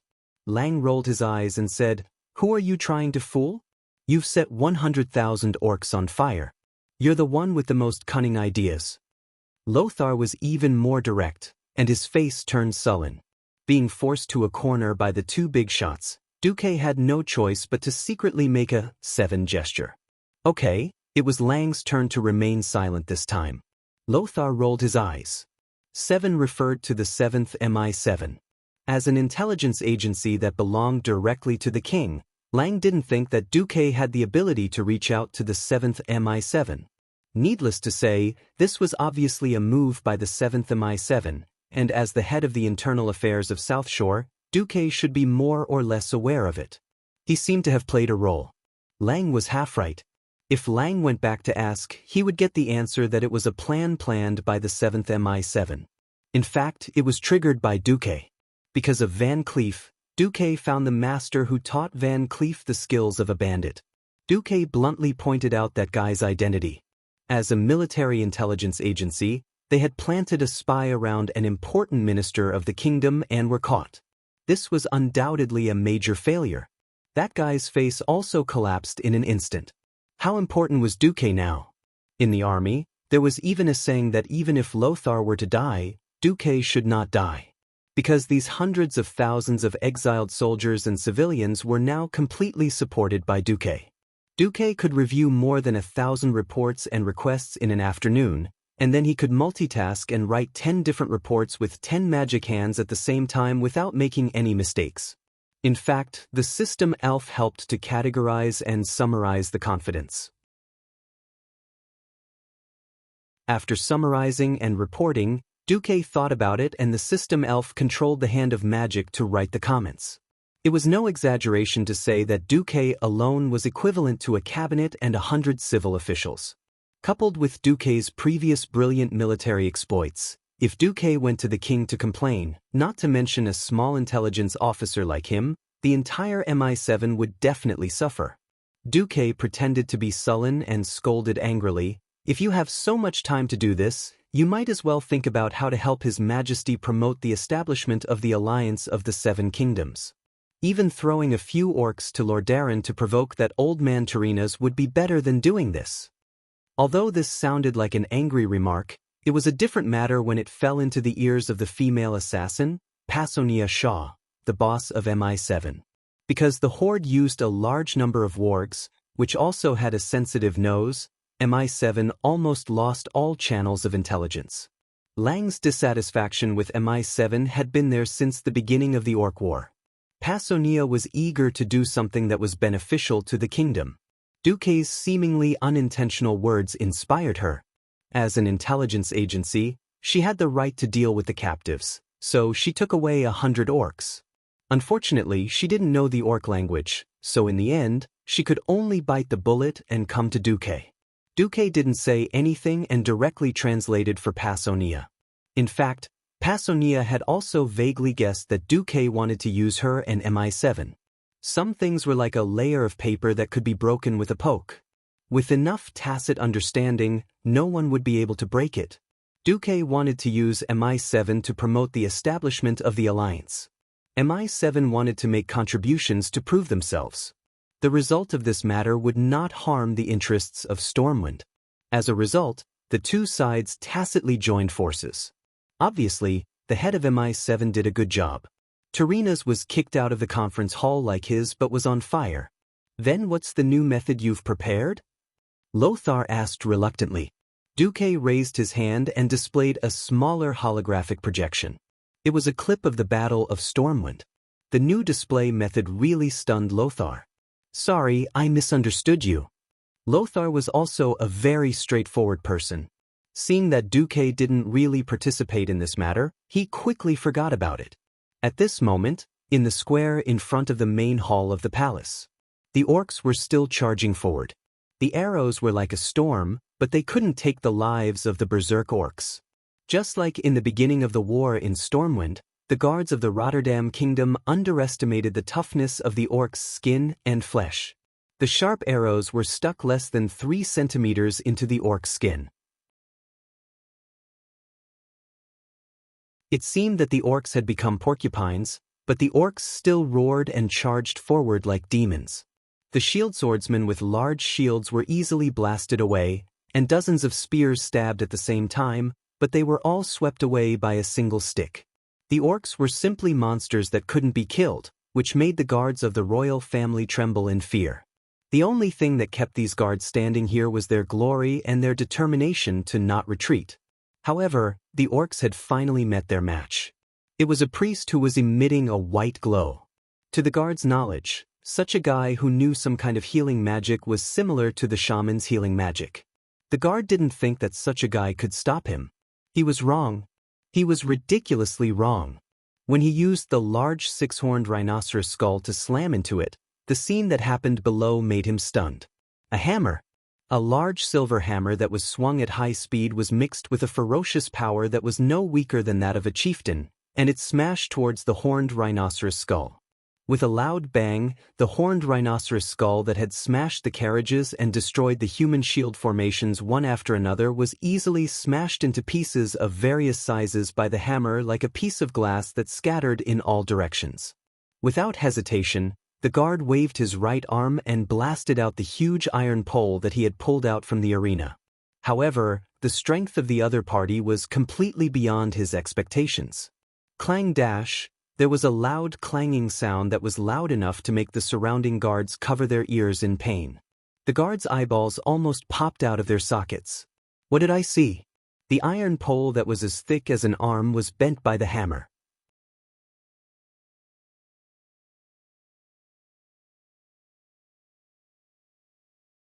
Chapter 215. What the hell is this? Is this still the strength of a human? The human in front of him was clearly wearing a clergy's robe, but he had a body full of strong muscles. Although in the eyes of Blackhand's bodyguard, humans were all weak creatures with thin arms and legs, this human was clearly stronger and more powerful than other humans. Without giving Blackhand's bodyguard any more time to think, the priest used his hammer to knock away Blackhand's huge iron pole. Clang! The huge iron pole that was more than 4 meters long turned into a stream of light and flew more than 10 meters away, stabbing into the wall of the snow-white palace that was more than 5 meters tall. Monster! I will punish you on behalf of the holy light. The young priest with a reddish-brown beard swung his hammer again.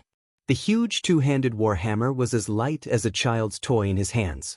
The young man's golden beard fluttered in the wind caused by the hammer. So strong. This was the last thought that the guard had left in this world. Just like how the guard had killed the humans with violence, he was now being killed by the humans with the same violence.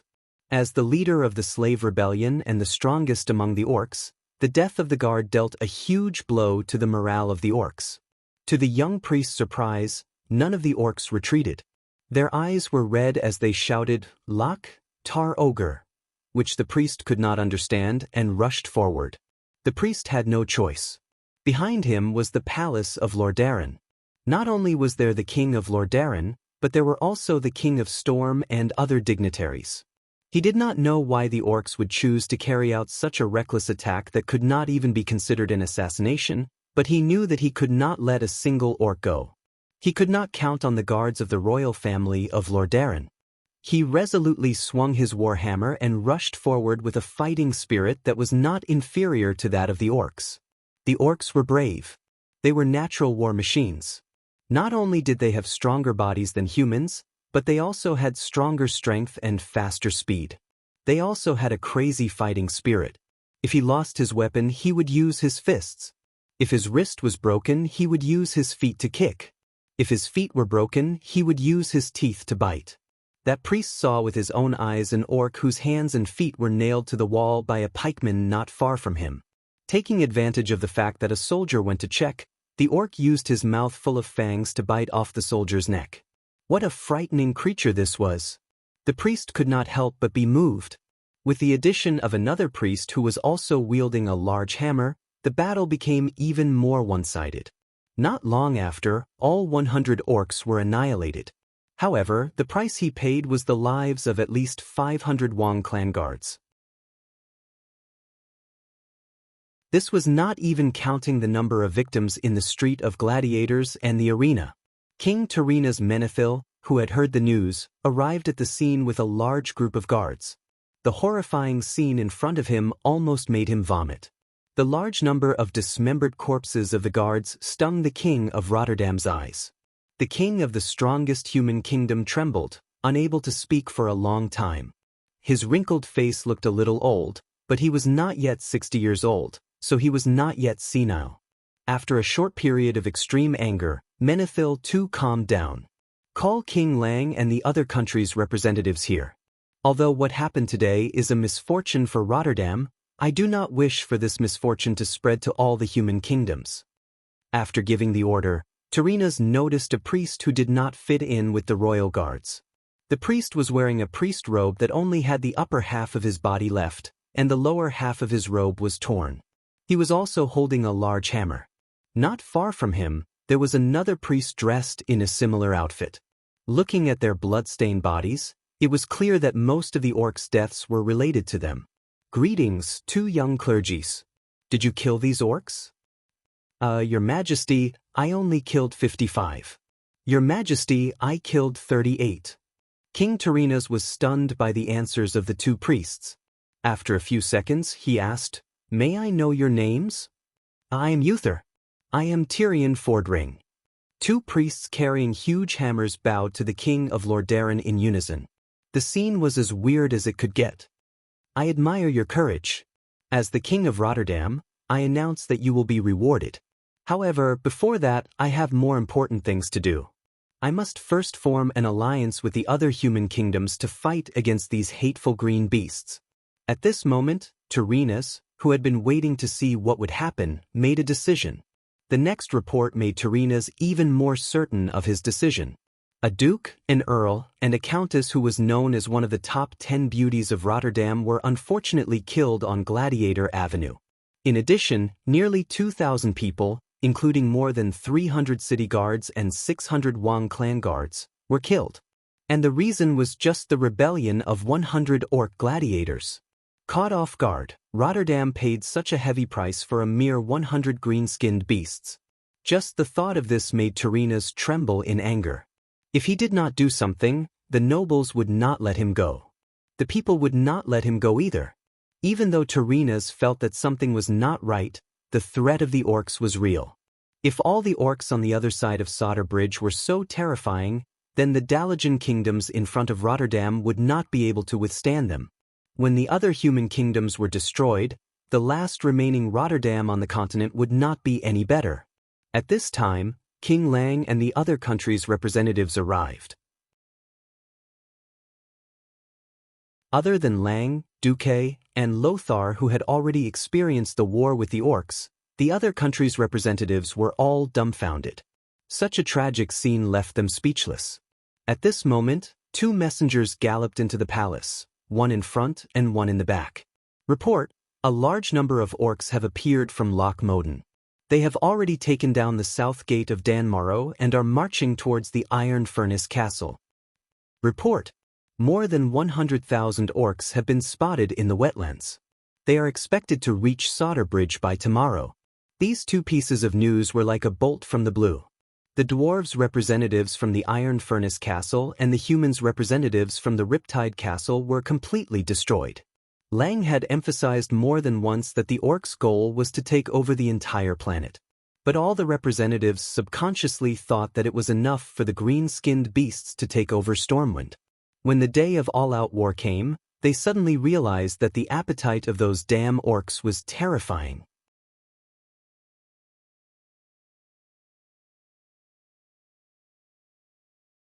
Chapter 216.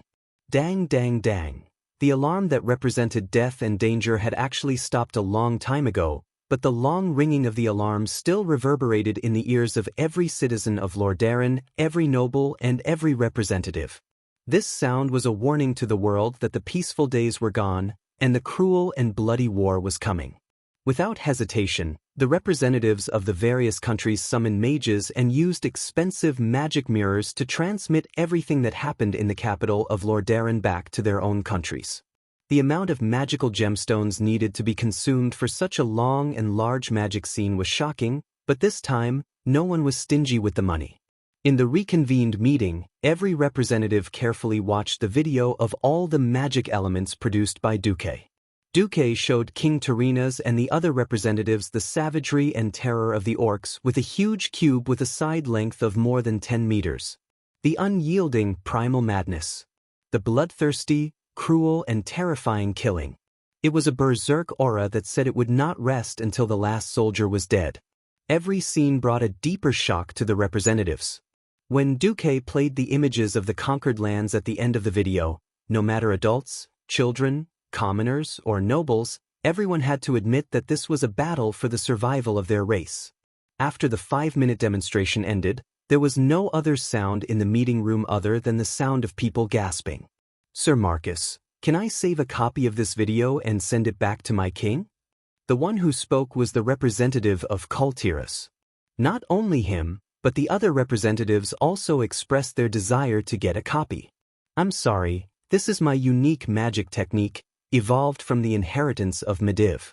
I can't divide or transfer this magic, but I can demonstrate it again for all of you through the magic transmission. Seeing that the situation had been decided, King Tarinas of Lordaeron stood up. He first looked at King Lang. All right, it seems that we have reached an agreement. Then, I will follow the request of King Lang Rin and officially send an appeal to the other 5 human kingdoms, as well as Kuel Salis and Iron Furnace Fort to form an alliance to fight against the Orc Horde together. I hope to meet with the kings or messengers who can represent the will of the kings in the throne room of Lordaeron within 2 weeks.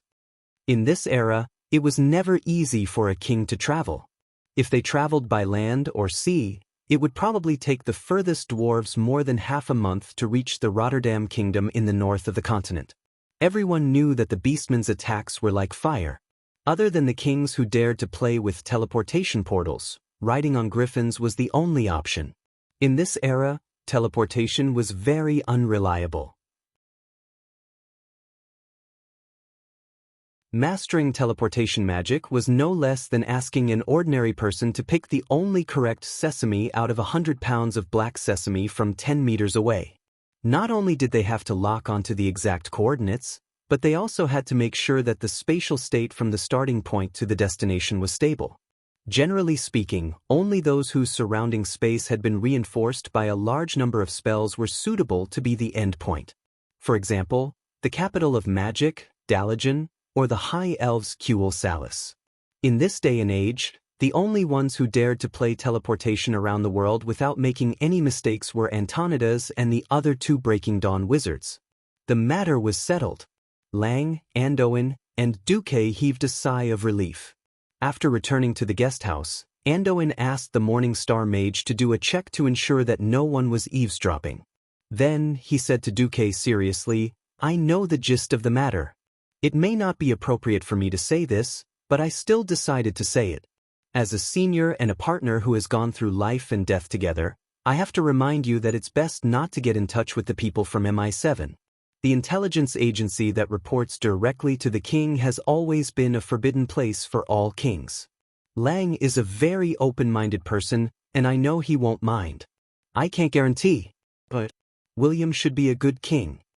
Speaking of this, Lothar seemed to be in a bad mood. Duque was like a fox that had gotten his way.